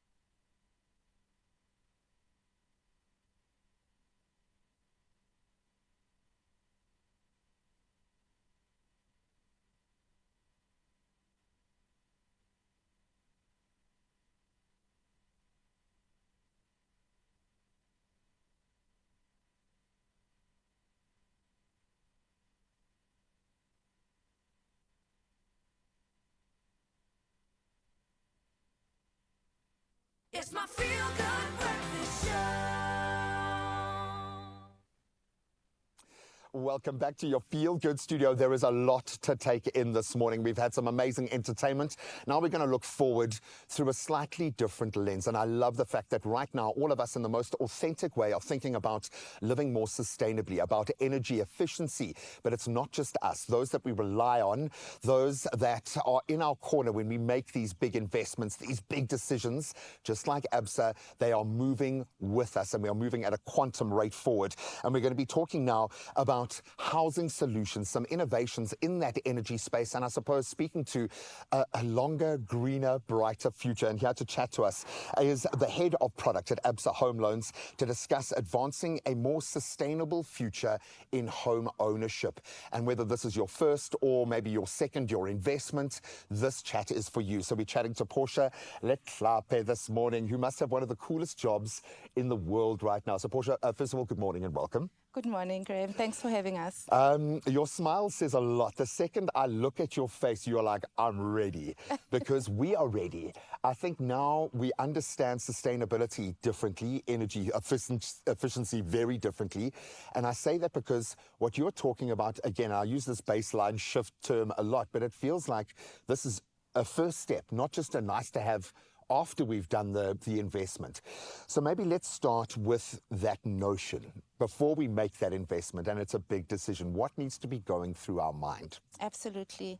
Thanks, Graham. So I think, let's talk about property ownership first, right? So if you are buying your first property, it is a huge investment. I'm like, ooh. Right? Most of us are scared. It's the first time we do it. It's long term. Exactly. 20 years worth of investment, and quite a significant investment as well, right? So from a preparation perspective, when you are buying a property, you do need to make sure that you prepare, right? You need to prepare, make sure that you actually can afford this property. I must say, if you think about it, if you are currently renting, you're not responsible for the levies. For sure. You're not responsible for the rates and taxes. Now, all of a sudden, these are the now your geezer. responsibilities. Exactly. So there is a lot of preparation required. So we would say, from an ABSA perspective, make sure that you get pre-qualified first. All right, because within that process, you've got to jump through those hoops. Yeah. And I love that. And it's not about making it as difficult as possible. It's about making it as secure for you in that trajectory as you move into this space. And you can manage it, but it does require some kind of black and white. You don't want to be operating in the gray areas when it comes to a house and having hidden expenses as you go in, because they will come just through life. We know that. It's a very competitive market. It is. People are under massive pressure financially. And I think how we spend our money matters a lot more to us now. Yeah. And it's based on what we want out of life. You've got some amazing incentives to help people take that first step. Talk to us about that first step and engaging with you guys and what's in it for us. Absolutely. So if you think about, let's talk about first-time buyers as an example, right? So from an ABSA perspective, we do give our first-time buyers a discount from a bond registration perspective. A lot of first-time buyers are not usually prepared for this expense, right? So we make it a bit easier to afford those upfront costs from a bond registration and transfer cost perspective.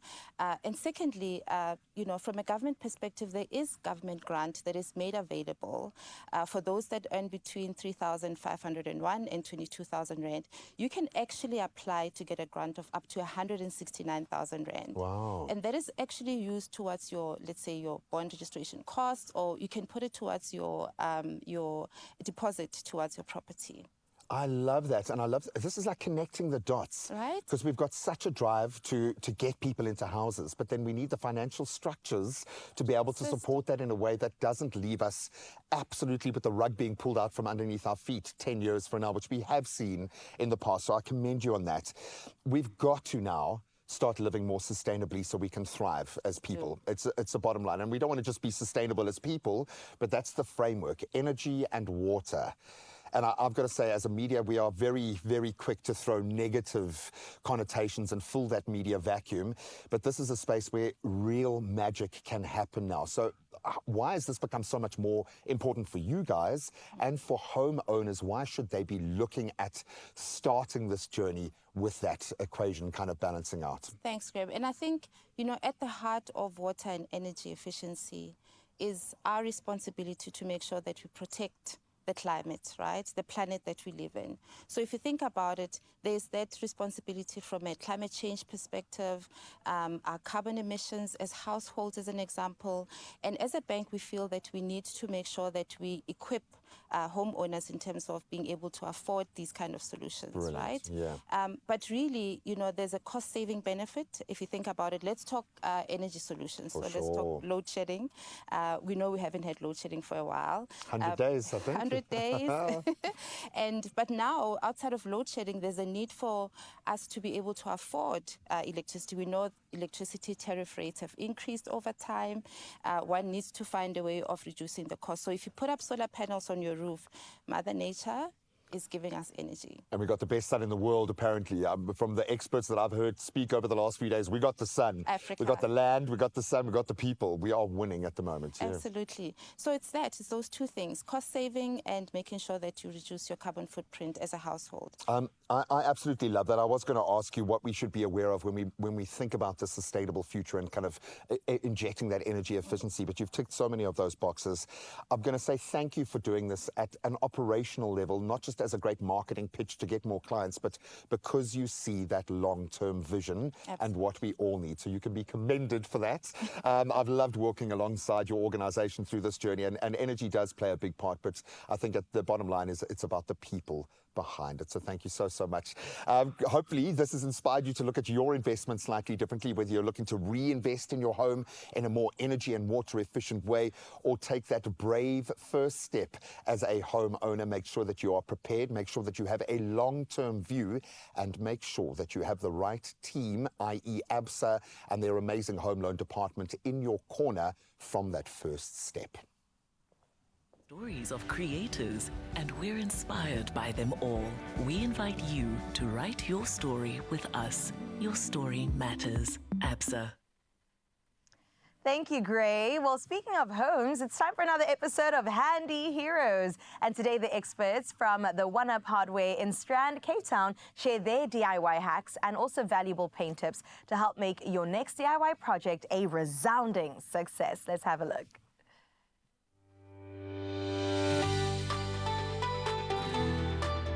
Powered by Plascon, today's Handy Heroes come from One Up Hardware in Strand, the Western Cape. We are part of the One Up Group. We've been in the hardware industry for quite a while. We've got two different branches, one in Strand, one in Epping. We deal in all hardware / building related products. What makes me proud about the store is the type of relationship we get to have with our customers. Very intimate, very one-on-one, and we try to give our best to all our customers. What makes us the best hardware store in Strand is our wider variety of products, as well as our very, very competitive pricing. What I like about the brand is the value for money, the deals they get, that we get as retailers, that we can then relay over to our customers. What makes us the best hardware store to buy Plascon from is because of our wide variety. We stock everything from entry-level paints right up until your high-end finishes. The Plascon range is quite big, and we stock a lot of it. My favorite Plascon product would most probably be the roof and more range because of its versatility. My DIY tip would be quality over quantity. Handy Heroes, powered by Plascon. We've got this. And there you have it. Maybe that unlocked a couple ideas as to what you want to do at your home, your new home, your upcoming home, or the place that you currently are. I mean, I've painted my house about 5 years ago. It is about time, and I know that Plascon has got some amazing paint. So thank you to the team at One Up Hardware in Strand for giving us all the inspiration we need on this Friday morning. Right, it's time to take a quick ad break. Let's find out what's heading your way. When the cracks start to show, our strength and resilience is legendary. Micatex, strong enough to endure anything. We love being in the kitchen, especially when this guy is with us. And before us, I don't know if you can tell, but we've got some lovely things prepared for you. Myself, Lucian, and Ewan have put together our own favorite schnitzel recipes with the help of Willie Schnitzels, of course. We can't wait to taste that. Also, Themba Mkangeli, who is a pen artist, is going to be showing us the wonders of his work. I can't wait to get into all of that. Definitely this right here. We'll see you after the break.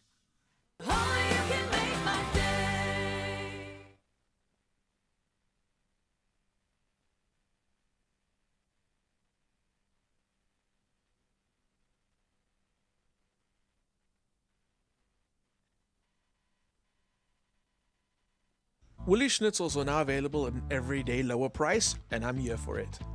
I'm going to be making a hake schnitzel bun with spicy slaw, and that's right, I'm using the crumbed hake schnitzels and it's going straight into the air fryer. The new lower price on Willy Schnitzels is available on the entire range. Happy eating!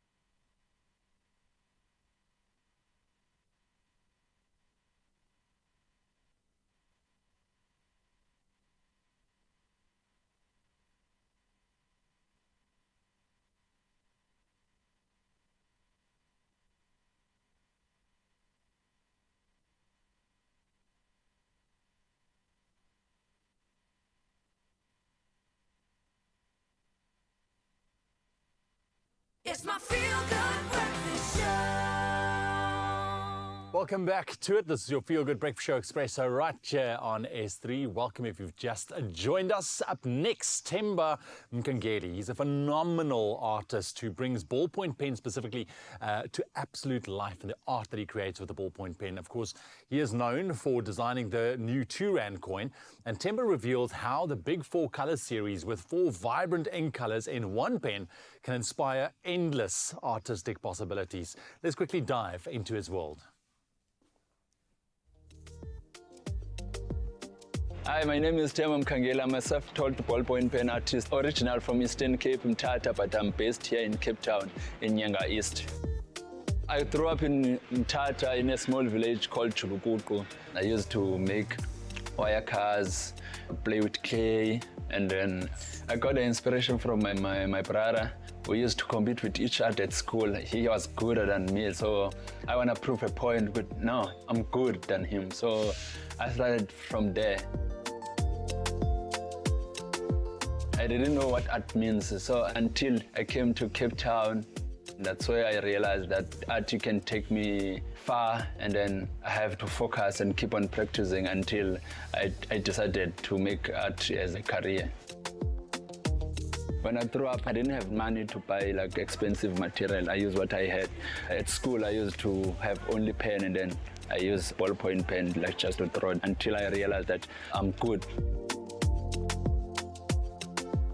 In my art, I do mostly portraits, but I can draw anything like plants, animals. I'm inspired by nature.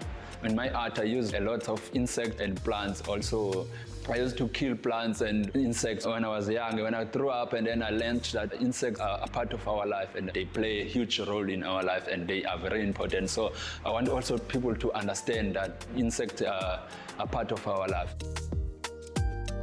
I work with different medium, but my favorite medium is ballpoint pen. Big for colors.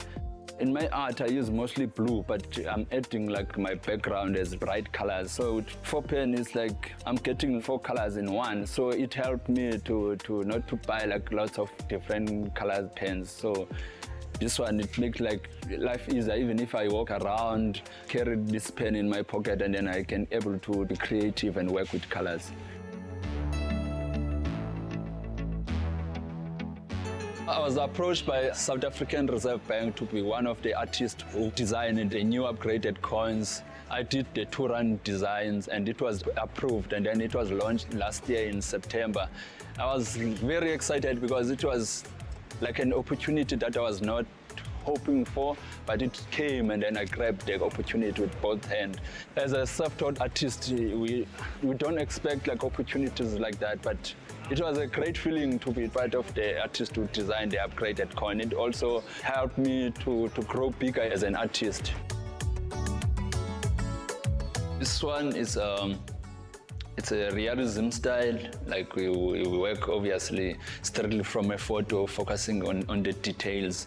Here, you're just focusing more on forms and light and the tone. But this one, it takes more time and patience. We have to work like in different layers. It's real hard because you need to understand how the pen works. Also, you must use. Every time I start a new drawing, I have to start with a new pen because the ink is more lighter and softer. As the pen ink goes down, it becomes more hard and dark. So you need to understand those.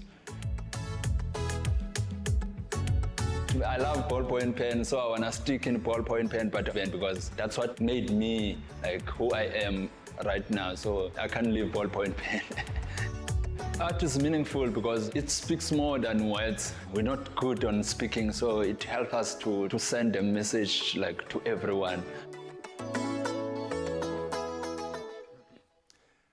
Temba, my man, you are an inspiration. Isn't it incredible what he can do with just a ballpoint pen and with that big 4 colors? Well, how he can incorporate that into making magnificent drawings. My friend, we are here for you. Thanks for the inspiration this morning.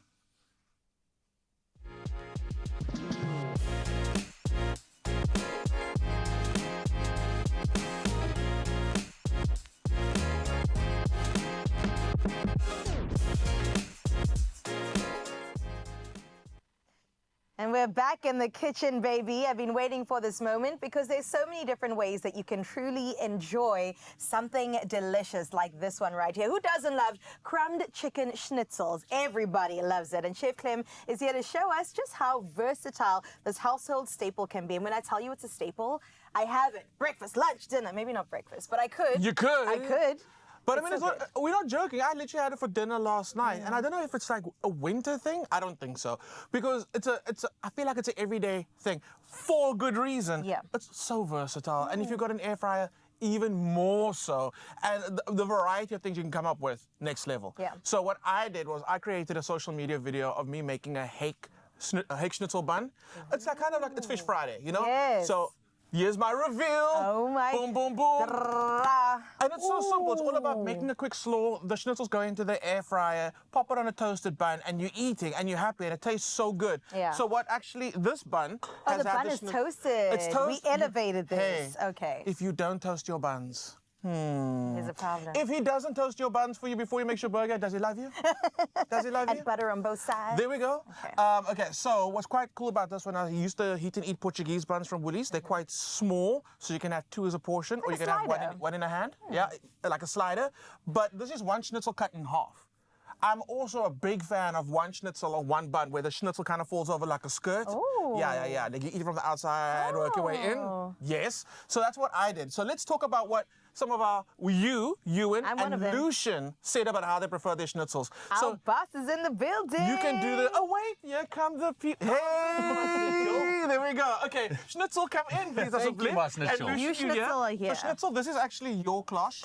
So my cloche. Your cloche. We use big words on a Friday. First time I've ever heard that. You're going to open up and reveal your dish and then give us a quick little 30 seconds about what it is. Okay, so here we go. Let's do the reveal first. Wham! Look at that. To take on a Caesar salad. I mean, come on now. That looks good, Ewan. Look, there's only one problem with the Woolies schnitzels. What's that? I eat always too much. It's okay. Always eat too much because it is amazing. But I mean, this is great. You get the crumb in there. I mean, a good old Caesar salad, but you just elevate it with that crispiness of the schnitzel, which is beautiful. I love making it in the air fryer. It's a fantastic way to make it. And then this is a great take. It's a healthy take on a good salad. And it looks good. It does look good. This is breakfast for one. Nice. In my Also, I mean, yeah, do you want some? Half. No, sorry, dude. you No can eat shares. that There's whole enough going around. Well, you're not getting any of mine. And you're going to see what Lucian's got under his cloche. So, Carissa, you first, Carissa. Trusting Three, you. two, Trusting one, you. reveal! Oh, wow, that looks amazing. Very different to yours. We're carbo loading clearly over here for the run that's happening this weekend. And I've got an Alfredo, and I thought it's really good on its own. But listen, let's add some protein on top and just add some chicken schnitzel, and then you have a squeeze of lemon. It's the perfect, well-balanced meal, I would And say. texture for you and for you. And texture is the biggest thing. And I think Yeah. that's what really is drawing me to the way you've used your schnitzel. Now, talking about texture, Lucian, can you just move that other one out I the was way? about to say, Because let me people just need give you the it. space. I love eating, so this is definitely something that. Let's see is what's under your sustainable. cloche. It's sustainable. Yes, because it's so filling.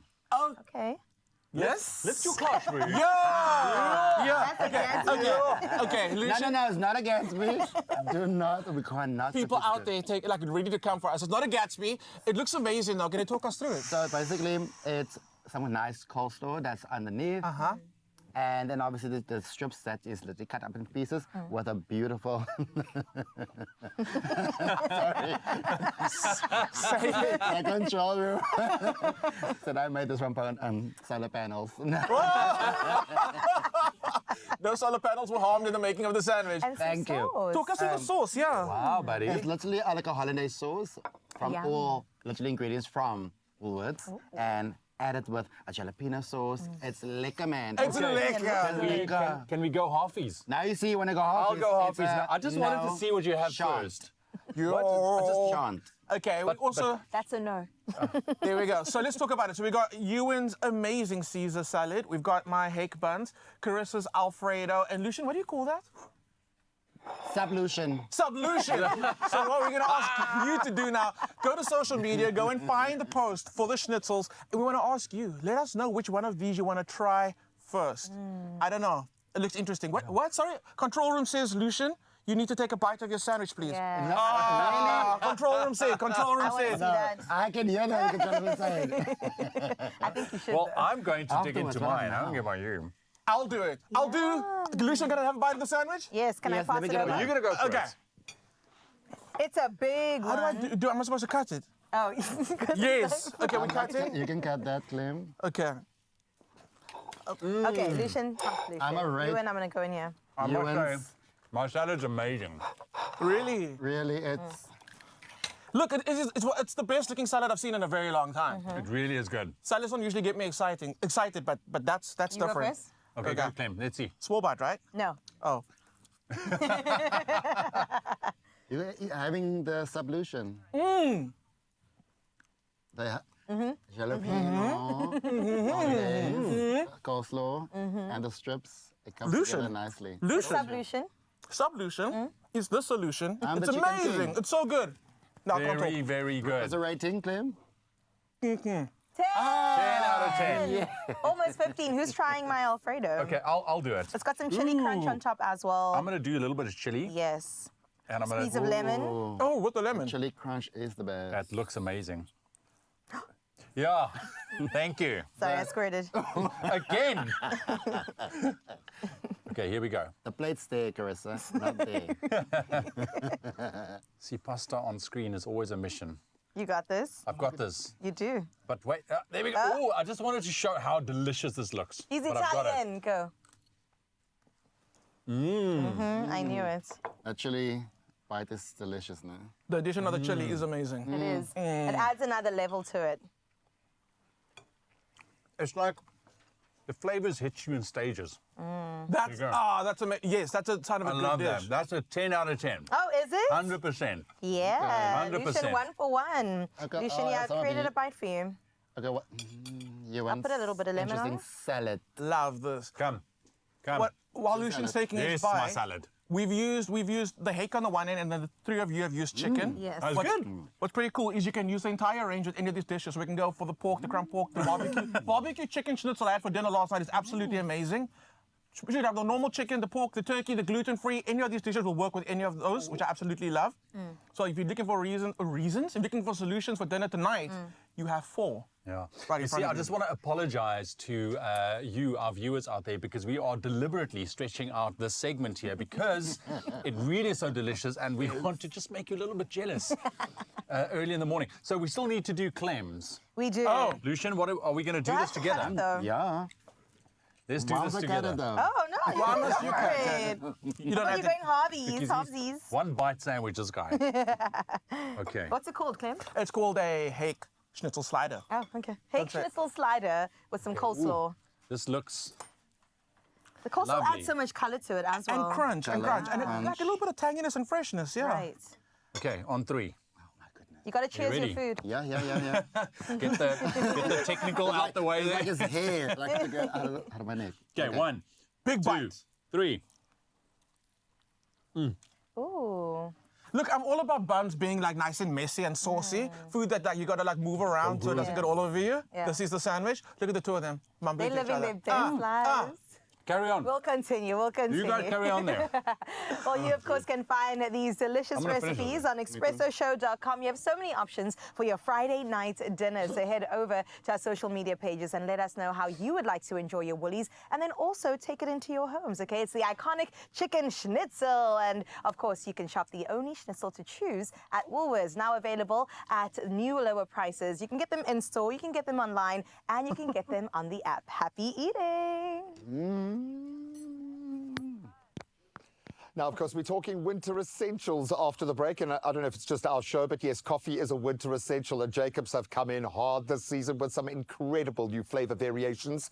So we're going to find out what goes into the perfect cup of coffee for you on the other side of this. We brought the Jacobs team in for that. Then speaking of teams, one that has made me more proud than I think any other, because I know the journey. Our Springbok Sevens ladies are headed to the Olympics. It's amazing. It's a game changer, and we're going to find out how they're feeling, how preparations are going, and yes, if this is that moment for this incredible team. Stick around.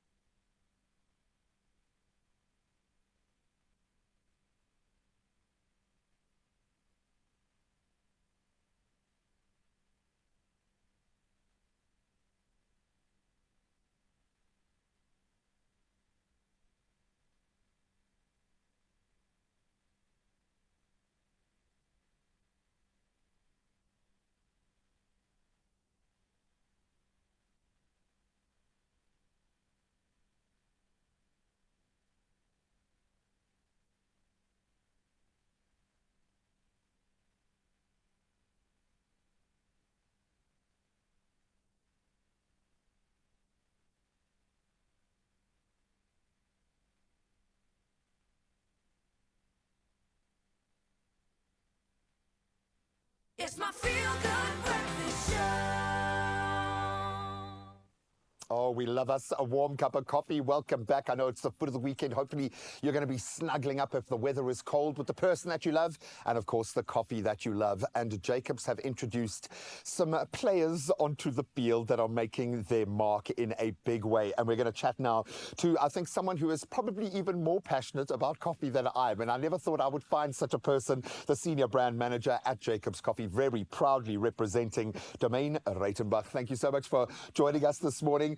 I didn't even need to offer you a cup of coffee. I think you walked in here with a cup of coffee in your hand. That's like installed in the DNA. There are so many unique offerings within this basket, and it all starts with really good coffee.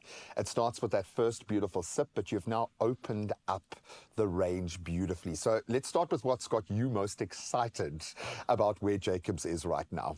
Graham, I think for us, there's so many things. Like Jacobs has been around for nearly 130 years. That's so crazy. that is like standing, like that stood the test of time. On the shoulders of giants as well, because Absolutely. so much has been done in this space. 100%. And I think coffee as a category has elevated so much over the last couple of years, especially with the pandemic. There was this massive movement into coffee. And I think for us, the challenge is really how do we show up to better ourselves, and how do we keep delivering on bringing consumers something exciting and different.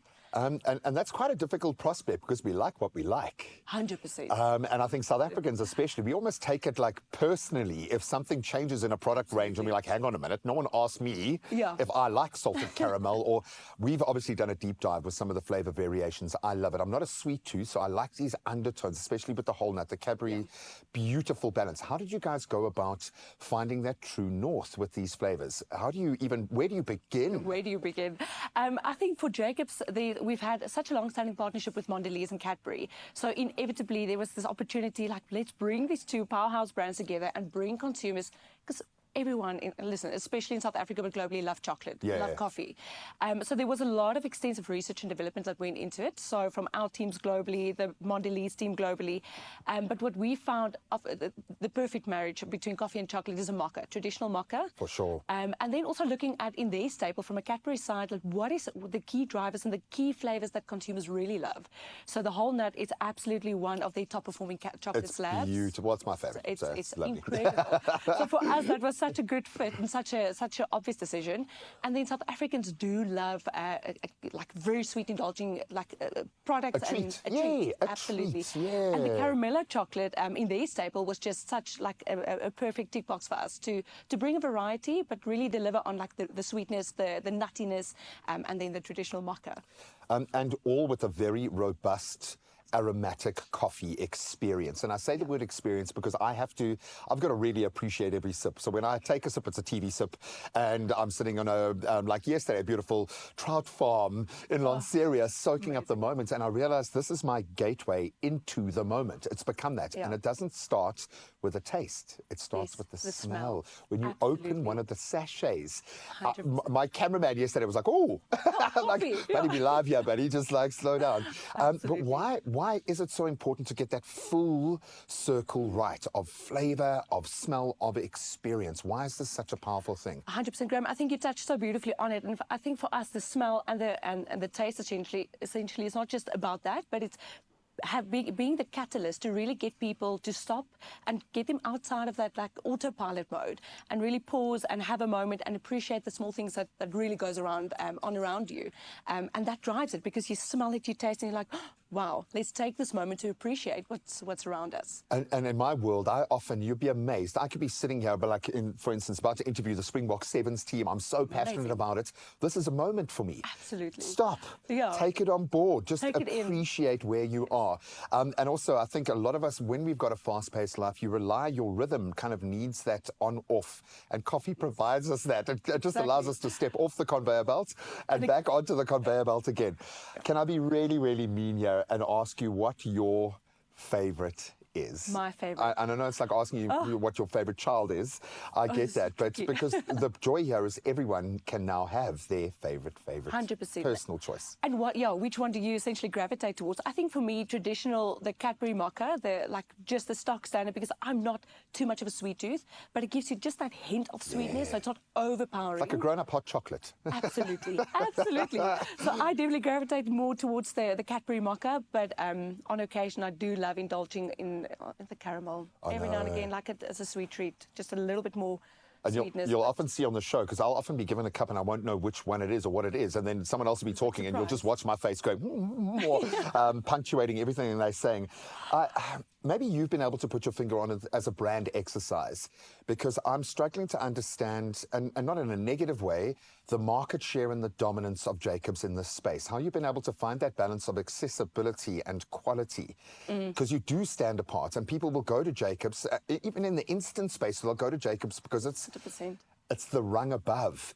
How have you gotten that right? Or what is it about this brand that has allowed you to kind of occupy that almost unicorn space in the coffee market? I think we're very proud of that, and I think just dating back to the 1800s when Jacob was essentially like we Could just be started that out, you've been around for over 100 years. and I think, but that leans very much towards an element of trust with consumers. So you've been around, you've stood the test of time, you've shown up, you've been in staples in households for many, many years. I mean, I remember growing up, it's like the green bottle in the cupboard, and it's now as you get older, you're like, but now you start gravitating. And now you're allowed to have it. Absolutely, but I also think it's about the variety, and I think it's so evident that consumers are like penny pinching. But so we bring out variants of products that cater to different preferences and taste profiles, and also to their pockets. For sure. So really trying to show up for the consumer and be the brand that's not just about driving the bottom line, but listening and taking in what consumers need and want from a taste perspective and also from a pricing perspective. So innovation, being around for so long, and just really good quality coffee without compromise. Without compromise on any way that you look at this, because you do still get the quality, and I will spend a little bit more on coffee that warrants it.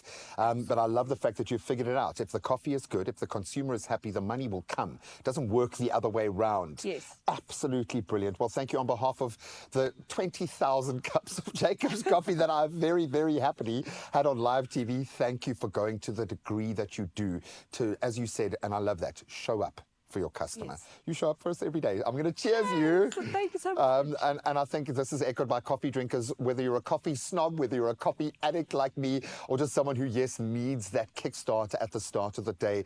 There is a flavor variation. There is a style of coffee that will speak to your soul and your flavor palette. That's how much we love our coffee. So go take a moment today to appreciate everything that's going on around you. And if you're struggling, well, just have a sip and a smell.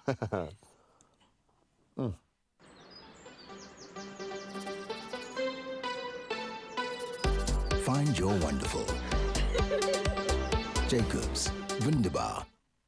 Ah, Graham, listen, you've got the coffee, we got the schnitzels. It's a party. Let's get it together. Let's do it. So far, so good, man. Yeah, this Friday's feeling absolutely amazing, and it could feel that much better for you, because listen up to this. Panda Pusher Play Powerball and Powerball Plus for 50 million rand in total estimated jackpots this Friday. That's today. And you could become Zanzi's next lucky multi-millionaire. I believe it for you. Multi-millionaire, for sure. So don't get left behind. Play Powerball for an estimated 47 million rand and Powerball Plus for an estimated 3 million rand today. And what you can do is you can buy your tickets today in store on the nationallottery.co.za website or even the mobile app. And then you can also buy your tickets through cell phone banking or simply dial *120 *7529# for those USSDs. I love that. So simple. Now, we posted all the details on our Expresso social media pages, so you got to go check them out. And Panda Pusher Play Powerball and Powerball Plus for 50 million rand in total estimated jackpots today, and you could win big. Win big. I think it's just like an understatement. It is an understatement. Win Win million bucks big. for sure. So there we have it. Do so responsibly. Go get your tickets. All right, we're going to take a very quick ad break. When we come back, we're going to shake things up in the banking space. We're talking about affordability and how you look at your money, and where Absa plays a huge part in that journey. Yes, and speaking about winning big, we're going to get into conversation with the Springbok Women's Sevens team, all about Paris, baby. We'll find out how they're prepping for the Olympics coming up. Don't go anywhere.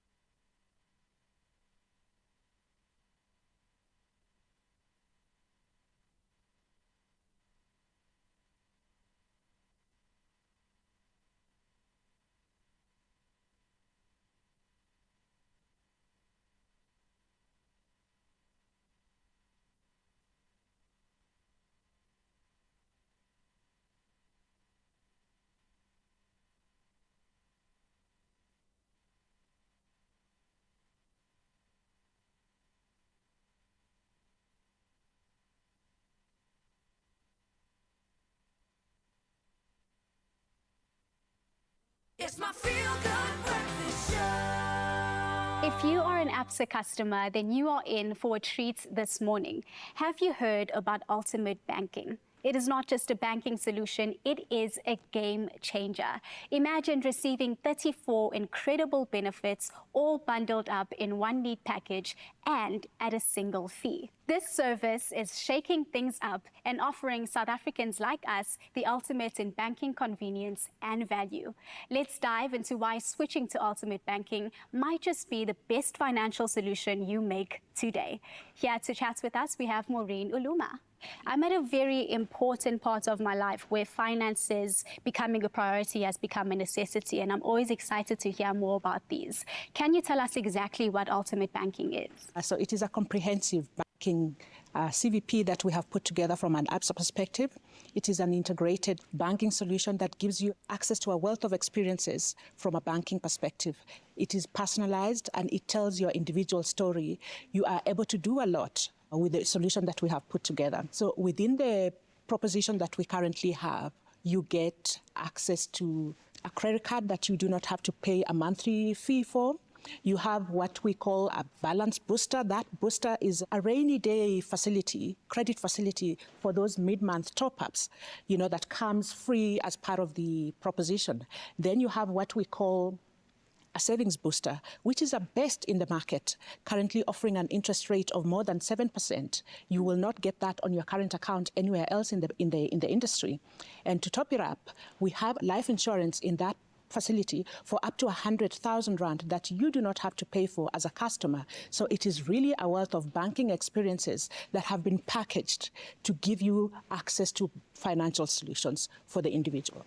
It sounds like the dream package. Now, my favorite price point is free 99, and I know that a lot of South Africans will agree with me as well. What free benefits come along with this service package? From a proposition perspective, you have a whole lot of free banking services. Your spouse gets free banking.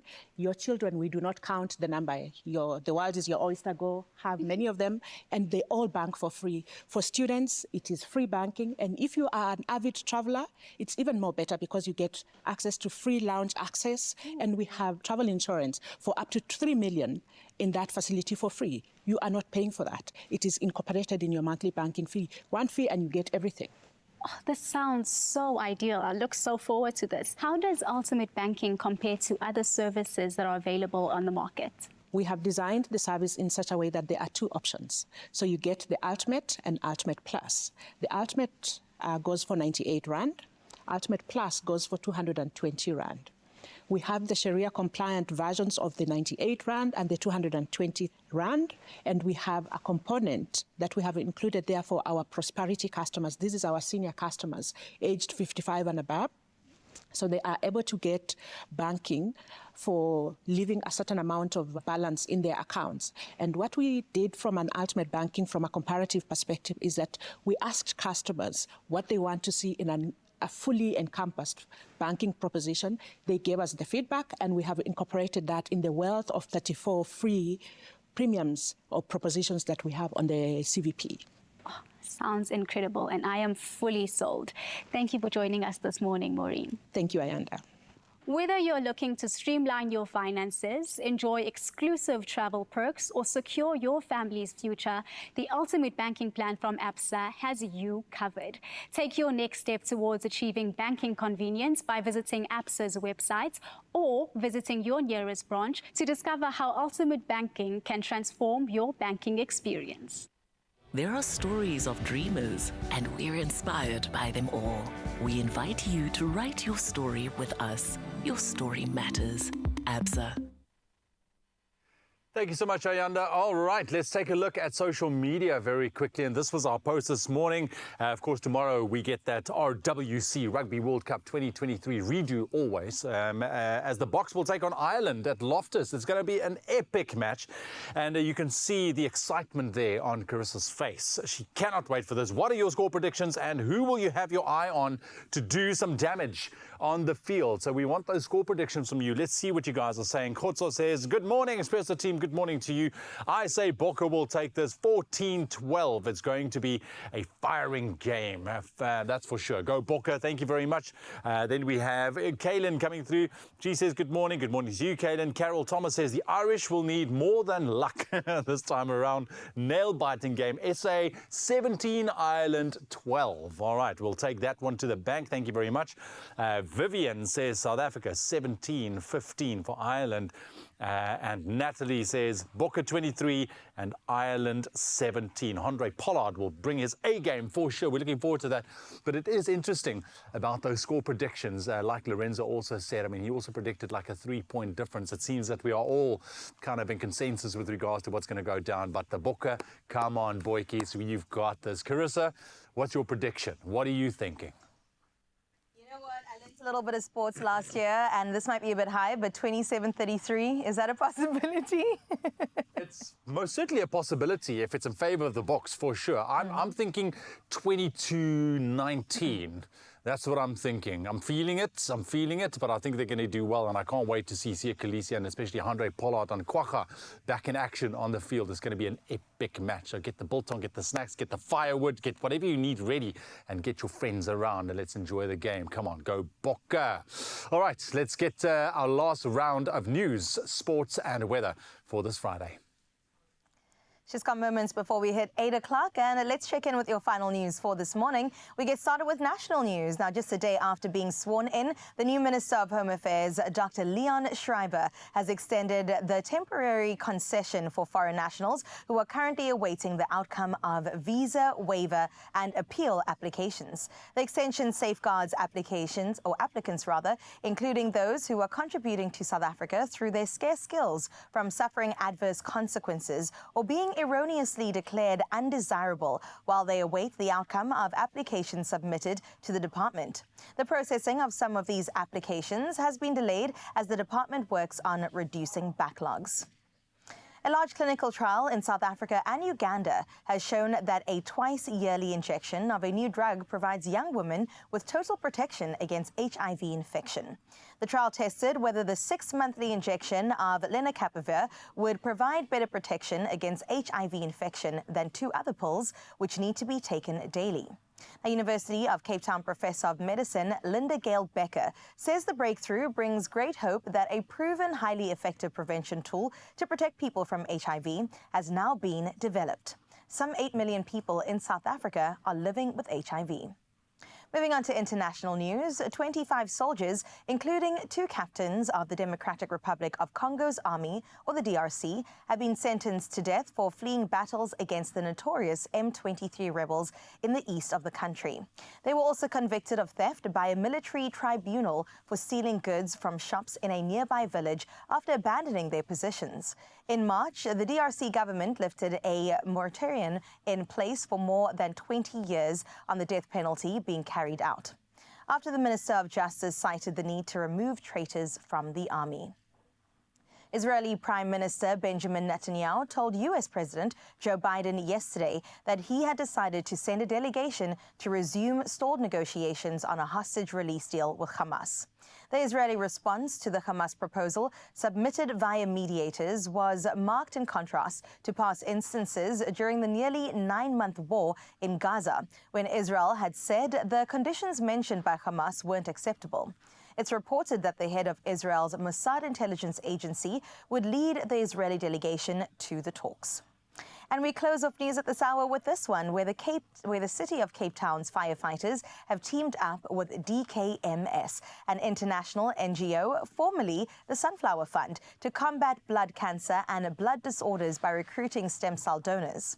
Now, the campaign, which kicked off in Goodwood on Monday, encourages firefighters and residents to join the fight. It began in 2019 when a firefighter was diagnosed with blood cancer, prompting colleagues to register as donors. Paused during COVID-19, the campaign has resumed, with DKMS hosting presentations at fire stations to raise awareness as well as recruit donors. JP Smith, the city's mayoral committee member for safety and security, praised the valiant firefighters' bravery as well as their selflessness for saving lives above and beyond their duty. Some beautiful news to close up your news this hour. Let's check in with what's happening with your sports.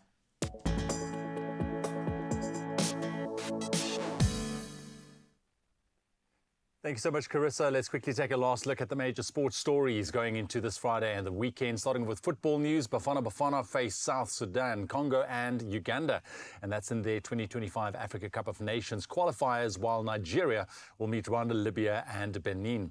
Now, the top 2 teams in each group qualify, with preliminaries scheduled for September to November this year. AFCON 2025 gets underway in Morocco from the 21st of December 2025 until the 18th of January 2026. And staying with football, Erik ten Hag has extended his contract with Manchester United until 2026. Now, despite a rather disappointing 2023-24 Premier League season, ten Hag led United to an FA Cup victory over Manchester City. Now, the 54-year-old Dutchman, whose previous deal was set to expire in 2025, remains committed to closing the gap on United's rivals. And in his first season, he ended United's 6-year trophy drought with a League Cup win and secured a third-place league finish. Then jumping over to some rugby news, new All Blacks coach Scott Robertson made a bold decision on Thursday by leaving star playmaker Bowden Barrett on the bench for the first test against England in Dunedin.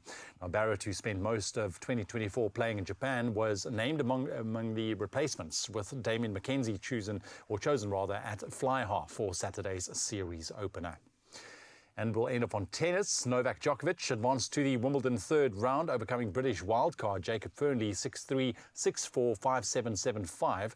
Now, the 7-time champion faced a rather tough challenge in the 3-hour match, with Fernley breaking twice in the third set. Djokovic ultimately prevailed, staying on course for a record-equaling 8th men's title. It was a very close and tough game, but he took it. Let's see what happens as it unfolds on the courts. That's your sport news for your Friday. Right now, let's take a last look at your traffic and those temperatures.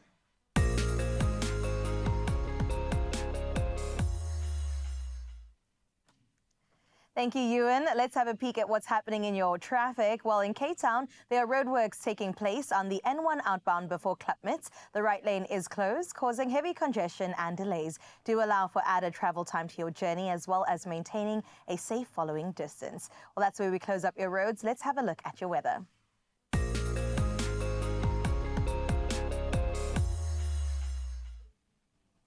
The South African Weather Service has issued warnings for damaging winds and waves in 3 provinces today. A yellow level 4 warning for damaging winds and waves disrupting harbours and ports is expected between Plettenberg Bay and Port Edward. A yellow level 2 warning for damaging waves causing navigation difficulties and risks for small vessels is expected between Saldanha Bay and Plettenberg Bay. Now, in the Eastern Cape, a yellow level 2 warning for damaging winds leading to property damage and power interruptions is expected over the Kucha, Nelson Mandela Bay, Ndlambe, Makana, Ushwa and Buffalo City municipalities. Very cold conditions and light snows are expected in high ground areas. And finally, intense cold fronts will affect the Western, Northern and Eastern Cape next week, from Sunday all the way through till Friday.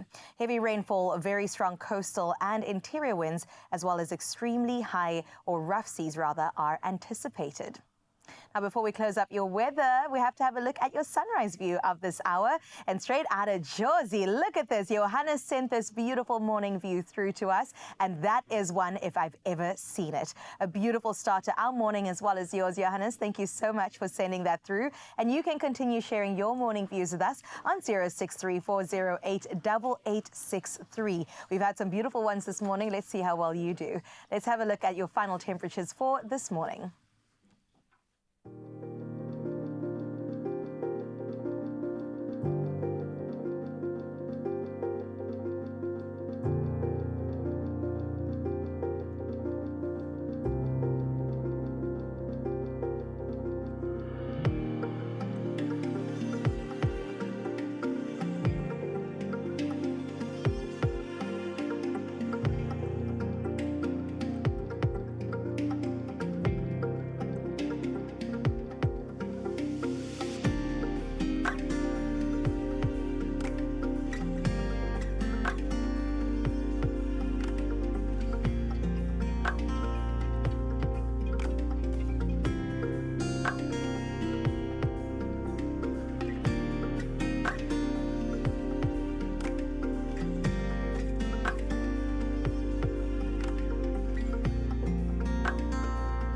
You can see I am buzzing this morning. Why? Because I've been waiting for this plug-in, an opportunity to catch up with the Springbok Sevens ladies. Yep, they are heading to the Olympics. This is a game changer for any athlete. I'm dying to find out how the ladies are feeling, how the bodies are holding up. They've just come out of an insane training camp, but they've got this and a bit of a group of death. So we'll jump on that in just a moment. And then, of course, we're back in the kitchen whipping up something truly delicious, a sweet and sour roast chicken, of course, accompanied with a little naan. It sounds absolutely delicious. We'll be back in the kitchen after this.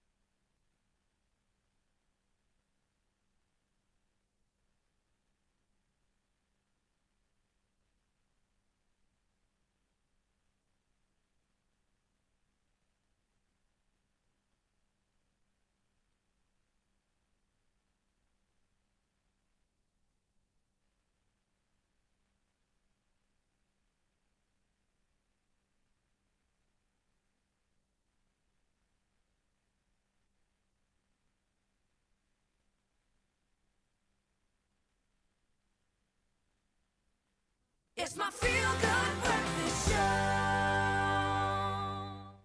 Welcome back. Yes, it is time to get excited. I think you can see I am buzzing at the moment. Why? Because our Springbok Sevens ladies are headed to the Olympics. And it feels like this wasn't even an idea a couple of years ago, but the ladies have done it. They've earned that right. They've earned the right to just be standing after 2 weeks of intense training in Potch. And of course, Sizo and Libby are here, still standing very early in the day to plug us into what must be the most incredible journey to get to this point. So congratulations. Thank you so much. I've had a front. I've literally done the circle of death with your team when this team was first coming together, when there were no professionals in the space, when it was like just an idea, a thought, a dream that we could maybe get this right. Now you guys are heading to Paris. So first of all, how are you 2 weeks after what sounds like an absolute madness in this training camp? You seem all right. No, we're still standing, still kicking, going strong, really enjoying the off week that we have now to spend with our family before we, you know, really get down to the nitty-gritty of the business. But it was a tough 2 weeks in training camp, I'm not going to lie. Probably one of the toughest camps that we've ever had. Really? So I think preparation-wise, we've really been putting in the work, and I'm so excited. It feels so unreal. It's the Olympics. It's the Olympic village. Crazy. It's being surrounded by gorgeous athletes, the best genetic material in the world. And you are there with good reason. You've had to transition into a transition. How are you handling these gazelles in the sevens fold? What's it been like just getting that right, shifting into this format of the game? It's been really hard, but I'm here now and I'm going to the Olympics. I'm still nervous, but the shift has been, I think for me, the best ever. Like to make it to the Olympics team post-injury, post-15s, and just trying to keep up with those ladies that have been playing for the whole year. So it's been amazing. Well, congratulations. And your timing is good, girl. Your timing is good. Hey, listen, you're not the only one. We've seen some very high-profile 15s players get on this train because the Olympics is something else. Every athlete on the planet holds this as the pinnacle. What would it mean for you just to get out onto that field in the context of what it's taken to get you here? I don't think there are words to describe like the feeling, I think for all of us, because it's the first time a group of ladies is going to represent South Africa. I'm gonna cry, yo. I'm gonna burst out crying at some point. We are making a big shift in history here. It's something, like I said, I don't have words to describe the pride and the joy and the honor as well. For to be sure. selected in the team. It's been tough, but here we are, and we're so close now. Oh, and they're going to need you. They're going to need your leadership. I don't want to refer to leadership because generally that means age, okay, when we're talking about sport. But in this case, it's a very young system. So even if you are a leader, you're still young in that system. Y'all have got the group of death, and I'm sorry, I know there are some major players throughout, but when you get the defending champions who have been playing on this level with these structures, with the same resources as the men for probably over a decade now, it's got to be daunting. What do we need to get right to make our mark at these Olympics? I think we just need to basically focus on ourselves first. For sure. What makes us great as a team, and then when that happens, then we can tackle any team, regardless of the resources that they have or the backing that they have. We know that we have each other as a team. Yeah, when that clock starts, Sevens is an interesting game. changes. Anything Yes, can that's happen true. in a sevens game. It's not over until that final whistle goes. Oh, for sure, and we've seen it. You guys have taken us down that Yes. roller coaster for the last few months. That being said, it's individual and it's a team, and you guys have, like the men, the same freedom to express your individuality within that system, and it's got to happen. I'm going to ask you now to speak about the ladies around you, because there is something special in this team. I can't see how this has been achieved, actually, when I look at the pieces that were on the board when this journey started just a few years ago, when we were trying to get rowers to come and play some sevens rugby because there weren't enough women to make a team. Now we're at the Olympics. How are you feeling about the ladies, the warriors around you? It's so nice to see that we also have the young girls coming in now. Like you said, there was a point where we had to go and look for athletes in other sporting codes just to get our team for when now you can see the interest that young girls have started to show in rugby. Yes. I mean, it's the Youth Week now in Joburg with our under 16 and under 18 girls are playing there. It's so exciting to see how the sport has grown over, I think the last 2 years especially has been a massive increase in participation. Well, there's a reason. There is a reason, and I'm looking at two of the reasons right now, so congratulations. I know the battle hasn't even really begun yet, but so much of your success there is going to rest on the hard yards that you have already achieved, so thank you so much. Thank you.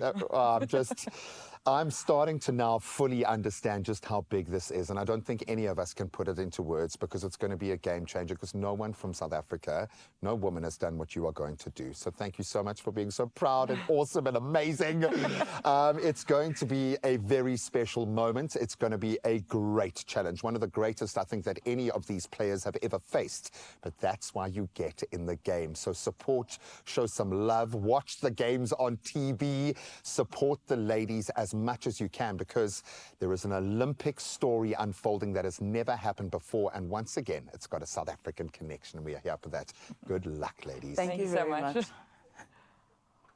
Yes, good luck, ladies. Thank you so much, Graham, for that. We're also sending you all the energy from the Mother City. For now, though, we are in the kitchen and we've got to get into some cooking. Now, listen, entries for the 3-ingredient Denny Challenge are pouring in, with everyone just eager to win a weekly Denny hamper to the value of 1,000 Rand, plus that grand prize valued at 4,000 Rand. And all you have to do, it's really simple. You have to create a 3-ingredient meal using any Denny product and share it with us. And we have another Expresso creation to share with you today, this morning. And we hope that it inspires you to grab a pack of your own and favorite Denny product and get entering today. We're serving up something delicious. It is quick, it is yummy, and you're going to want to do it yourself. It's a sweet and sour roast chicken served with naan. It's a recipe that's going to leave you so envious. And of course, we're using something so delicious. We've got our Denny's sweet and sour cooking sauce right here.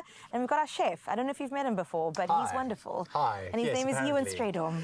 And we've got to get into cooking this I morning. love they give me the easy stuff to do this morning. But I love this because this is also a go-to for our family because, you know, things get crazy, the kids and the schedules and work and everything in between. So when it comes to dinner time, you want to have something that's delicious that the kids are going to enjoy as well, and that you don't spend hours making. That's you the know, thing, isn't it? Yeah, absolutely. So you'll see just how quick this is. So we're going to take this and transform it into that right there.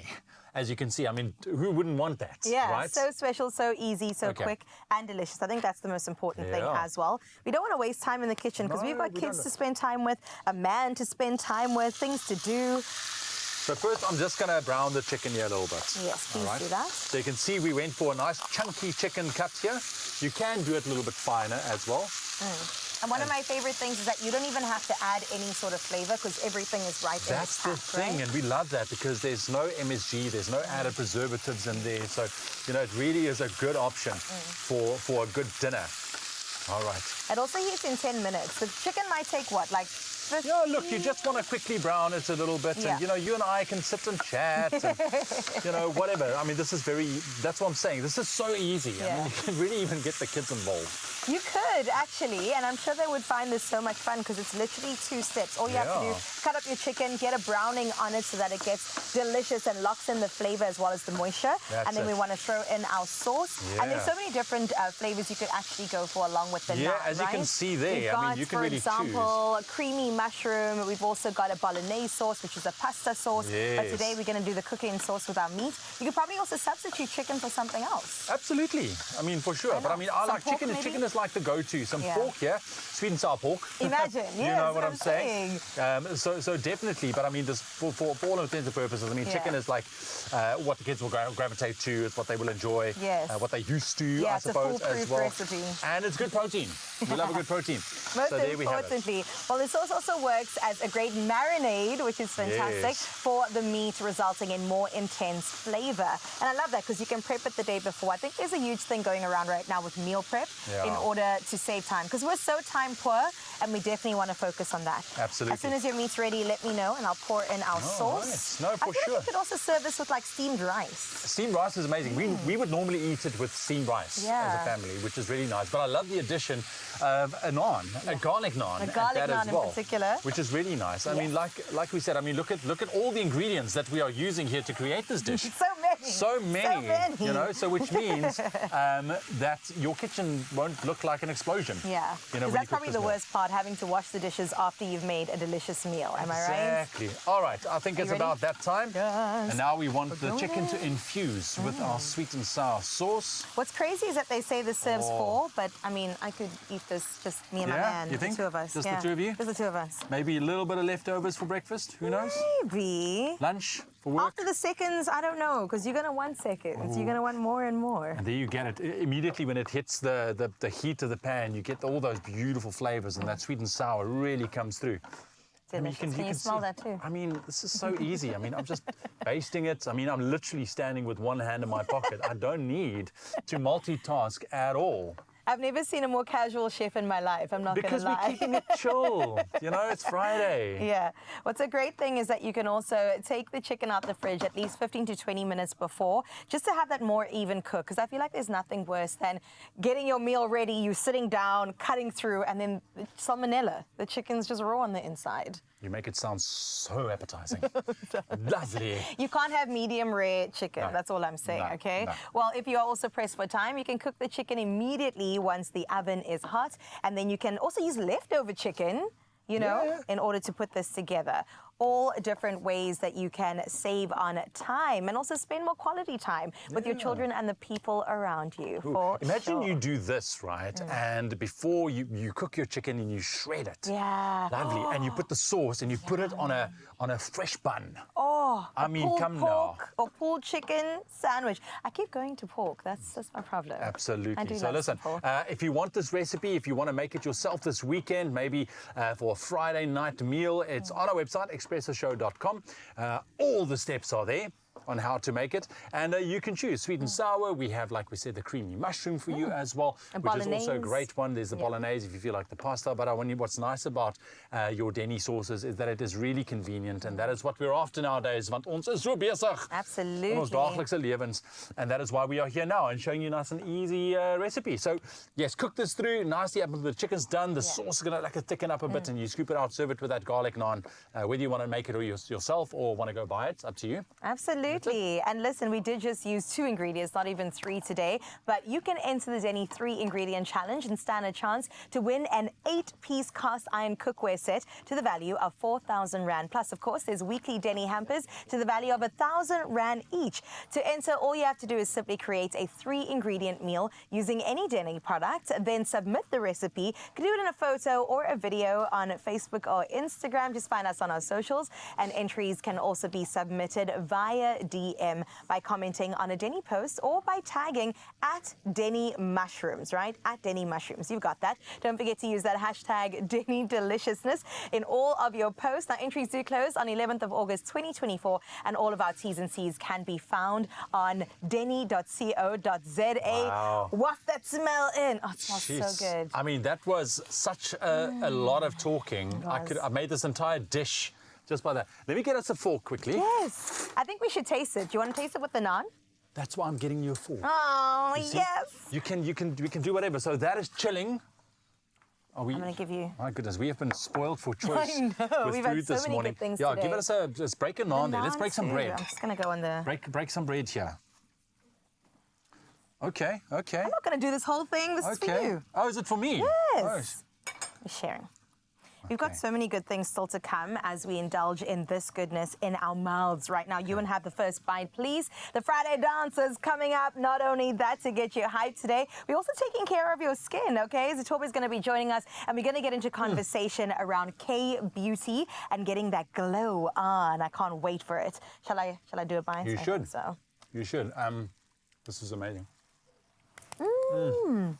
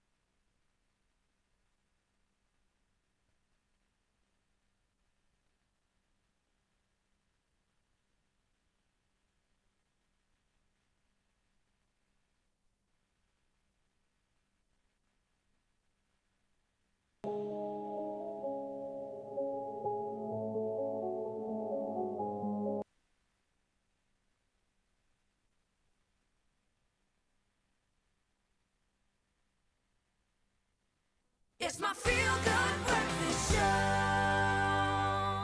Welcome back to your Feel Good Breakfast Show, and we could never leave you this morning without taking care of the inside but also the outside. Now, growing because of the clean girl trend, K-beauty embraces authenticity. Not only that, also minimalism centered around healthy, glowing skin. Now, celebrated globally but established in South Korea, this trending skincare ritual focuses on inner health and care that results in a glassy complexion. I don't know if you've seen it. It's been taking over my social media. And speaking about social media, we've got skinfluencer and beauty editor Zitobe Macheli, who's here to delve into the details that make the skincare difference. Thank you so much for being here, girl. I'm telling you, your skin's looking good. Thank you for having me. That's the first thing. I trust her because look at her.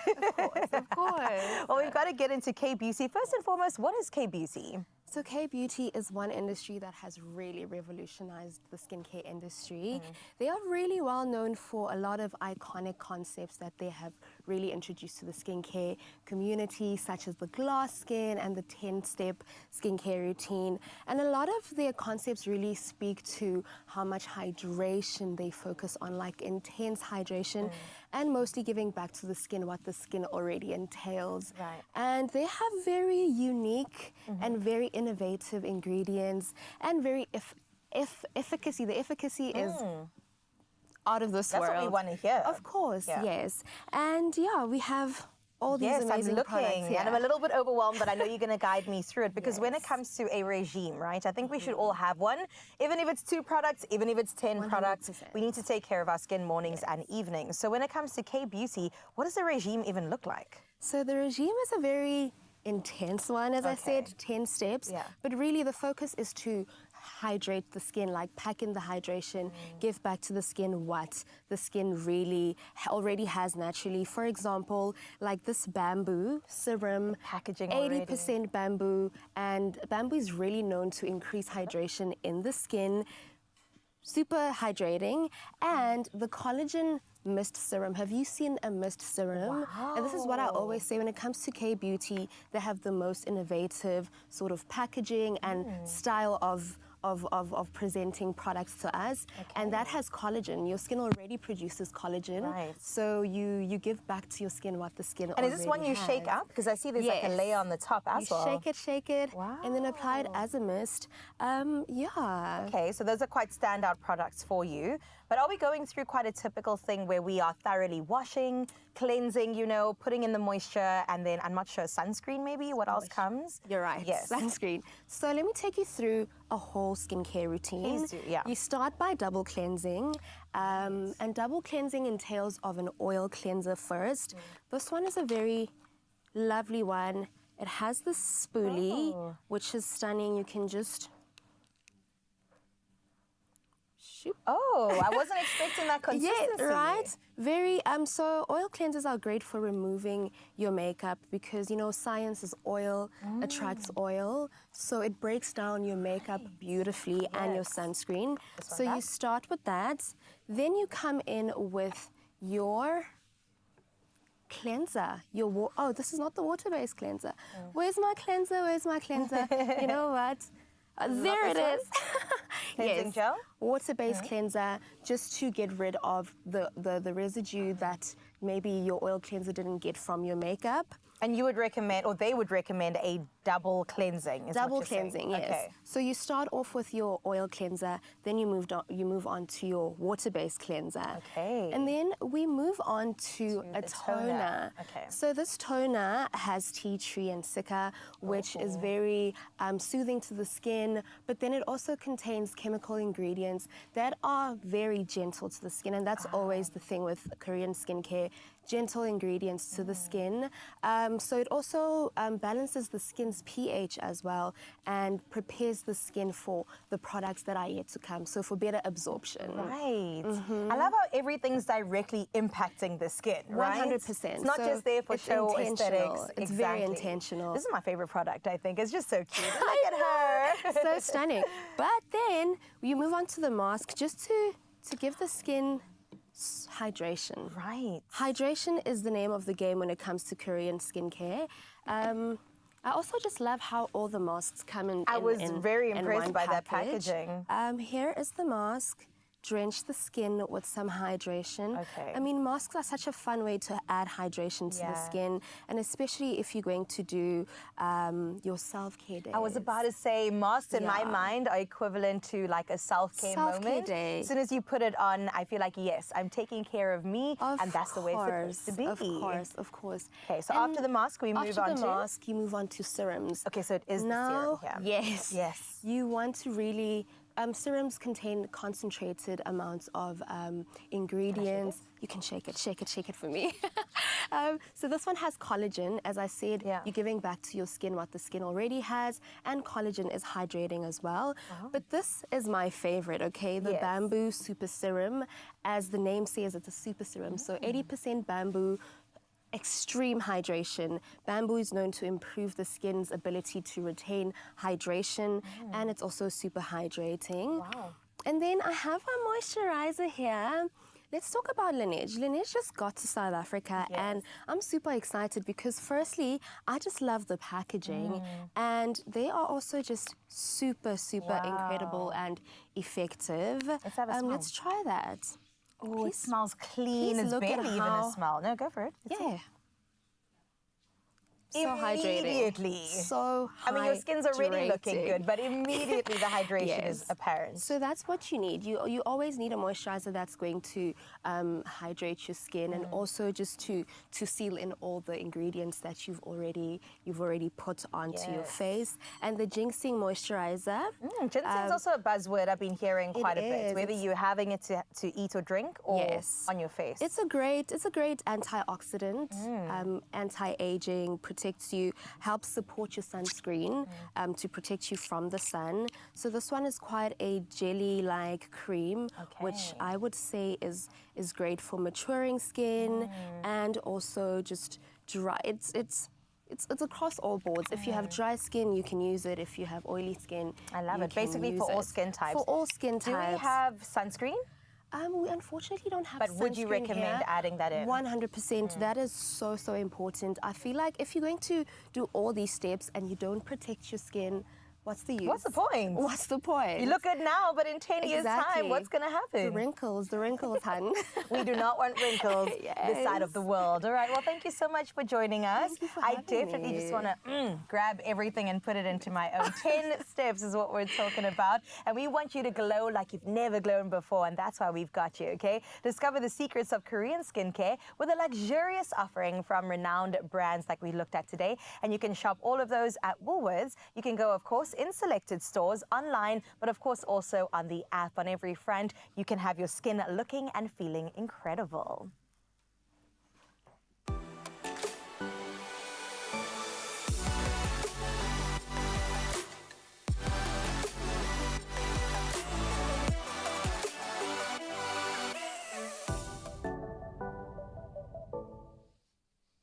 Thank you for that, Carissa. Right now it is time for our Friday dance, and Baba Yaya presents to us this morning Oorleef. Now, Oorleef takes a rather deep dive into mental health awareness within the dance industry as we commemorate National Minority Mental Health Awareness Month this July. And the aim of this production is not to just raise awareness, but to also uplift and remove the stigma associated with mental illness. We have Leroy and Benjamin with us right now. How's it, gents? Lekker to have you, man. Welcome. Happy Friday to you guys. Thank you, you too, bro. Yeah, let's chat about this. Mental health, my friend. I mean, why is this something that is important for you guys to really take a deep dive into with regards to, I think, if you take a look at the young community within South Africa? I think we chose to dive into the subject matter because it's so real and it happens every single day. And it happens whether you like it or not. So it was very important for us to tell the story through dance because that's the best way we can. And people just need to know that it's okay to be, or not to be okay. No, absolutely, because it's almost like this thing that we know that it's present and it's prevalent within our communities, but nobody really speaks out and talks about it, right? So do you feel that taking something like this is really just a way to draw people out, to start talking about it? Yeah, I think also it's always what lens you approach an issue with.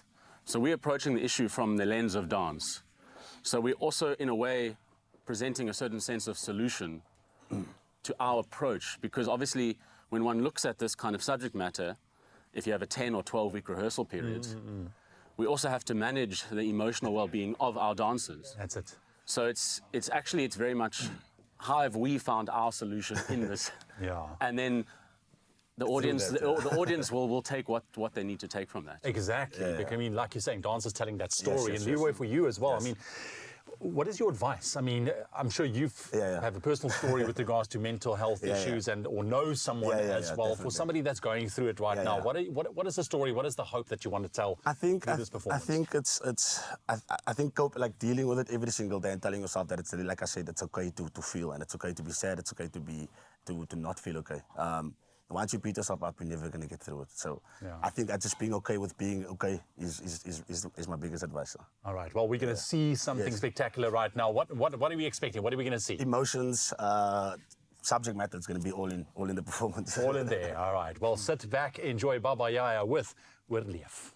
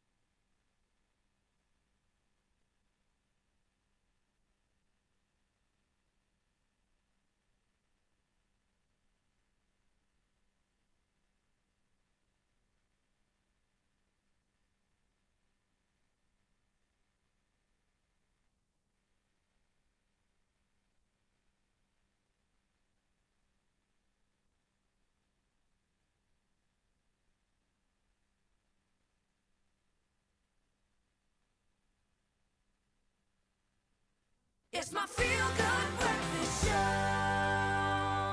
Hello and welcome back to your Feel Good Breakfast Show Expresso right here on S3. We are making the most of the time that's left with you before we close up at 9. But right now, we got to remind you, in case you didn't know, it is World Chocolate Day. And we are celebrating with Chef Clem's delicious Chuckles malted loaf because every tea time deserves a little chocolate magic. Chef Clem, let's have a chuckle, my friend.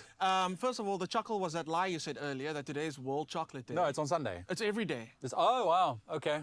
Okay, fine. every day. If that's the way we roll, absolutely. like a chuckle. Okay, let's have a chuckle. Let's have a chuckle, my friend. That looks amazing. All right, I mean, and I agree with you. Like, it's also the weekend. Have a little, like, cakey thing just chilling there in the background, always. I feel like it's the weekend, you deserve it. Have a cakey thing. Have a cakey thing chilling in the background. There we I like it. That's the slogan of the day. Super simple to make, because you know me when it comes to baking, I don't complicate it. So I've got some, so complicated I forgot. Sugar and butter. Sugar and butter in the bowl. We creamed it. I could have guessed. Me looking too. at the bowl. I don't know where I went. I went to Weekend Vibes. I was Where like, did you go, hey, my I don't know. friend? Yeah, okay. So vanilla goes in next, and we're using vanilla paste. We're using vanilla extract. There we go. We're using vanilla extract, and at home I was going to say, if you don't have vanilla paste, you can use vanilla extract. You can, and then absolutely. literally right you here. Can, yeah, for you sure. can also use vanilla essence. I think a lot of times we talk about extract and paste, but we forget this essence is also there. Just give me this quickly. Obviously, this is extracted from real vanilla, whereas vanilla essence is nice. Made up.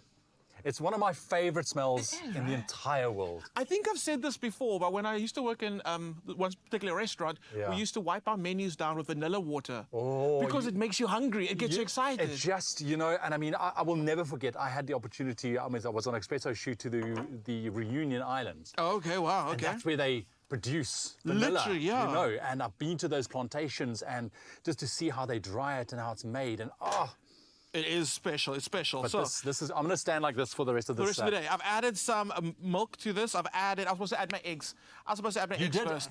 Oh, you're supposed to? I was supposed to add your eggs first. Supposed to add your eggs before you add your milk. But you know what? If you want to actually get the real recipe for this, go and check it out on whowas.co.za. Go and get the recipe there. How many eggs should I? 2. Can I just hold on 1 second? Hold on 1 second. Talk to the people. What must I do? I am about to crack an egg in here. Look here. We are so like in the weekend feels and Friday feels. We're not even following scripts right now. The team behind the camera are doing this to me to let me know like what to add. I love it. I love it. There's your chuckles.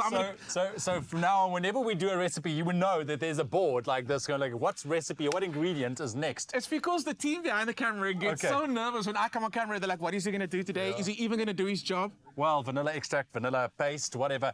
Quarter cup of sour cream. Clap it. Check. There we go. Okay. Here we go.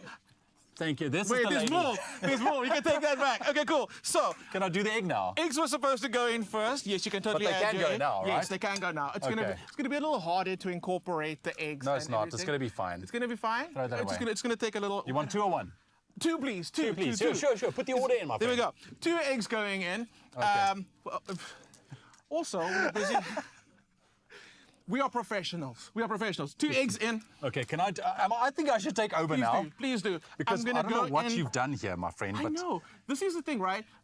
Baking is a science, and the reason you want to add your eggs first before we added our milk, because the eggs would have softened and loosened the mixture before we did. You know, oddly, that makes a lot of sense. It does. Yeah, okay. but we're going to fix this. We're going to fix it. I'm not worried.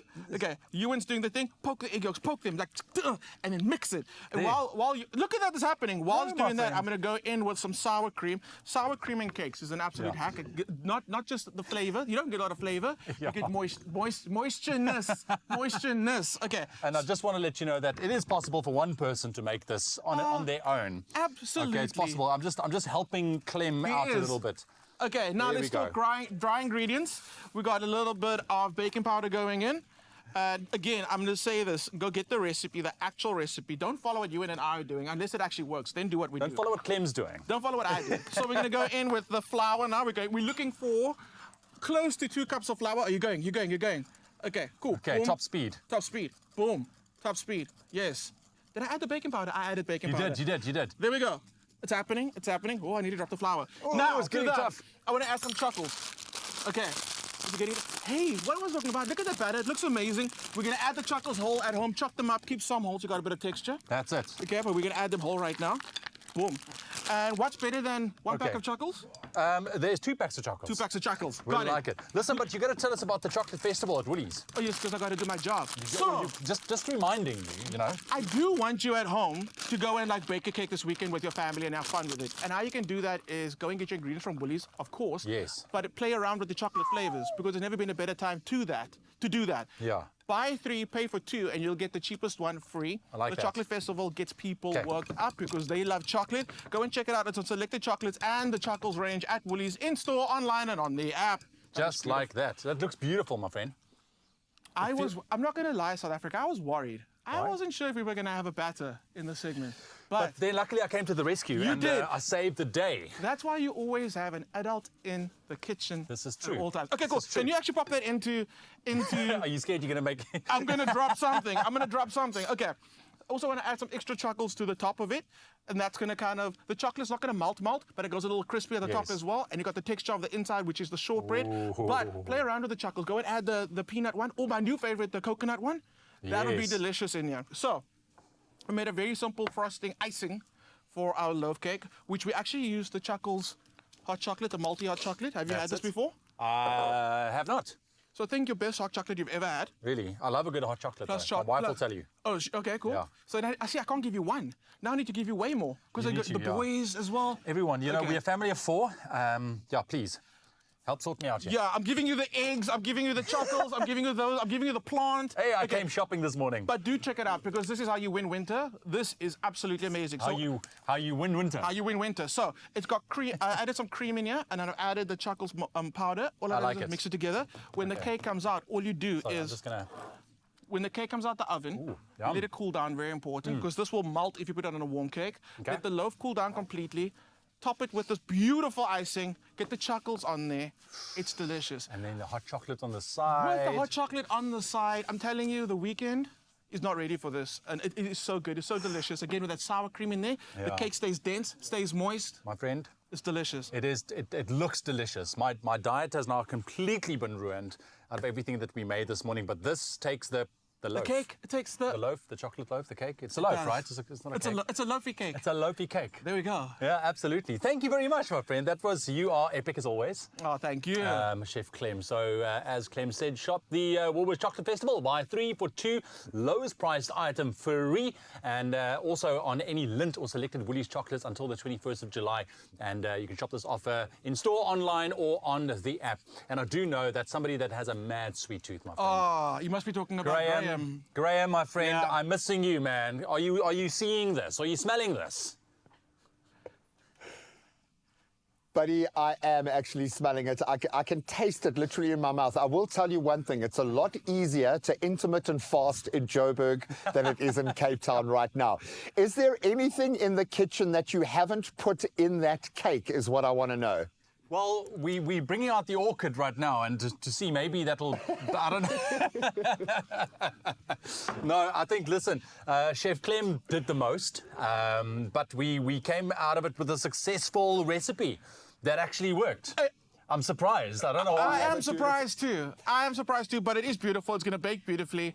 Everyone's going to be happy. Lovely. Graham, I'll save you a piece, my friend. But while I have you... Winter.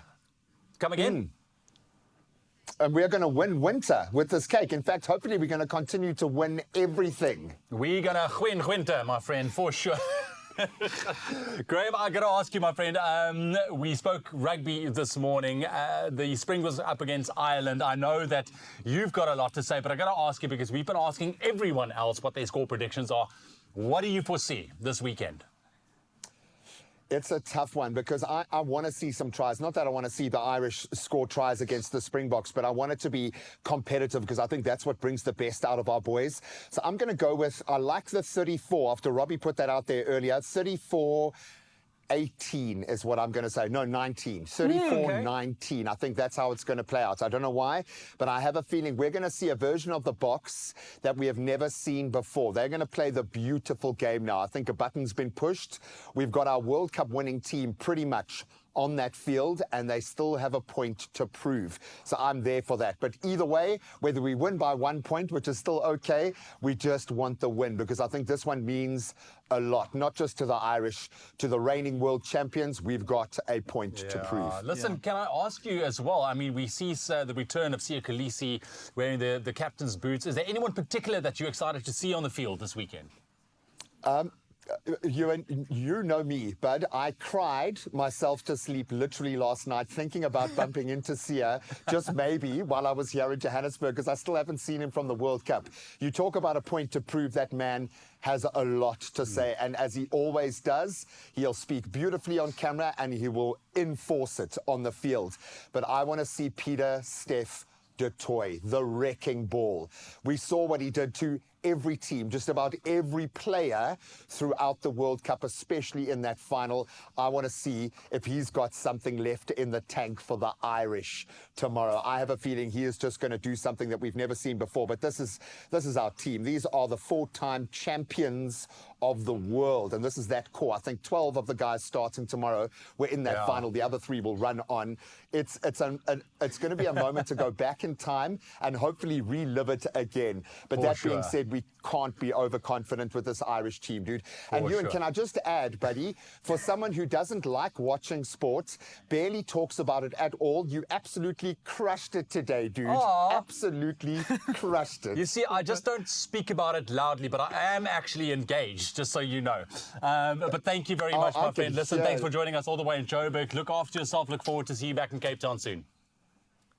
Oh, I love you guys. Clem, I love you, boy. Thank you for all of the sweet treats this morning. Go Boka. We got this, baby. Thanks, my friend. All right, Chef Clem, thank you very much, man. Grab a chuckle there quickly. Grab 2. Grab 2. No, not just a chuckle. Oh, my goodness. Yeah, okay, hold. Okay. Are you ready? 1 for you, 1 for me. Oh. Let's do it. On 3. 1, 2, 3. Supposed to be together, but okay. No, we couldn't do that. I know our limits. I know our limits. He just steals the show. I'm doing it while holding the loaf cake. Let's go. That was such a fail, but... Have a good weekend.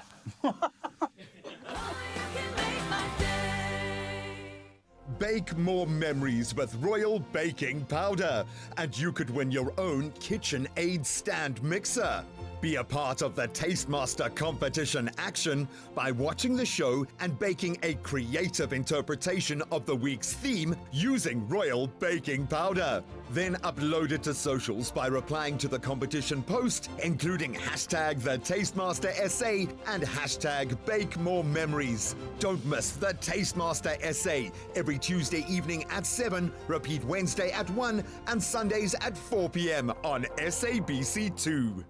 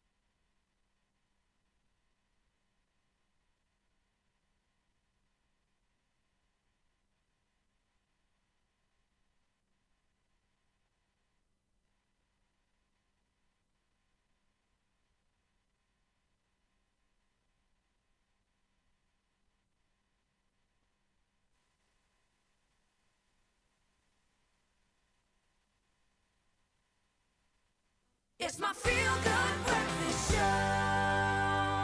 Welcome back to it. A couple of minutes left of your Feel Good Breakfast Show. Just a quick reminder, Panda Push-Up Play Powerball and Powerball Plus for 50 million rand in total. Estimated jackpots this Friday, today that is, and you could become Mzansi's next lucky multi-millionaire. Ooh, listen, don't get left behind when you hear that. Play Powerball for an estimated 47 million rand and Powerball Plus for an estimated 3 million rand today. How can you buy your tickets, I hear you asking? Well, you can buy your tickets today in store on the nationallottery.co.za website or on the mobile app. You can also buy tickets through cell phone banking or simply by dialing *120 *7529 hash for USSD. Of course, we've gone about posting all of those details on our Expresso social media pages, so go check them out. Panda Push-Up Play Powerball and Powerball Plus for 50 million rand in total estimated jackpots today, and you could win big. Time for a performance. We're going to close up the show from early. If here is Baba Yaya.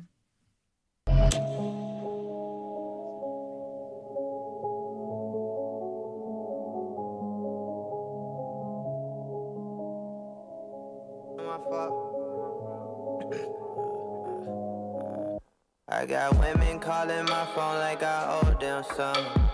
It's kinda my fault, I guess I showed them some. No, I treat my d like it's a loaded gun. Point that the way these gon' blow what comes. No disrespect when I say if you love me better. Me like you're about to lose your place to the girl next door. And hell no, I don't wanna, I'm just giving you incentive, inspiration before I go on these sold out tours. Got this pretty brown, watch her go wild. Found her confidence, so she a pro now. Your man a clone, quick, come down the zone. 6th Street, you the hot wings like it's on fancy. Hot lemon pepper whip, that mean it's wettest. Don't question what I earn, I put that on my wrist. Wait until the get home, listen I can on. But I'm going for they spouses, I can pull it with a flip phone. Time, all I'm ever asking for is time. I just needed time to clear my mind. What I want is already mine. Needed a little time. All I'm ever asking for is time. I just needed time to clear my mind.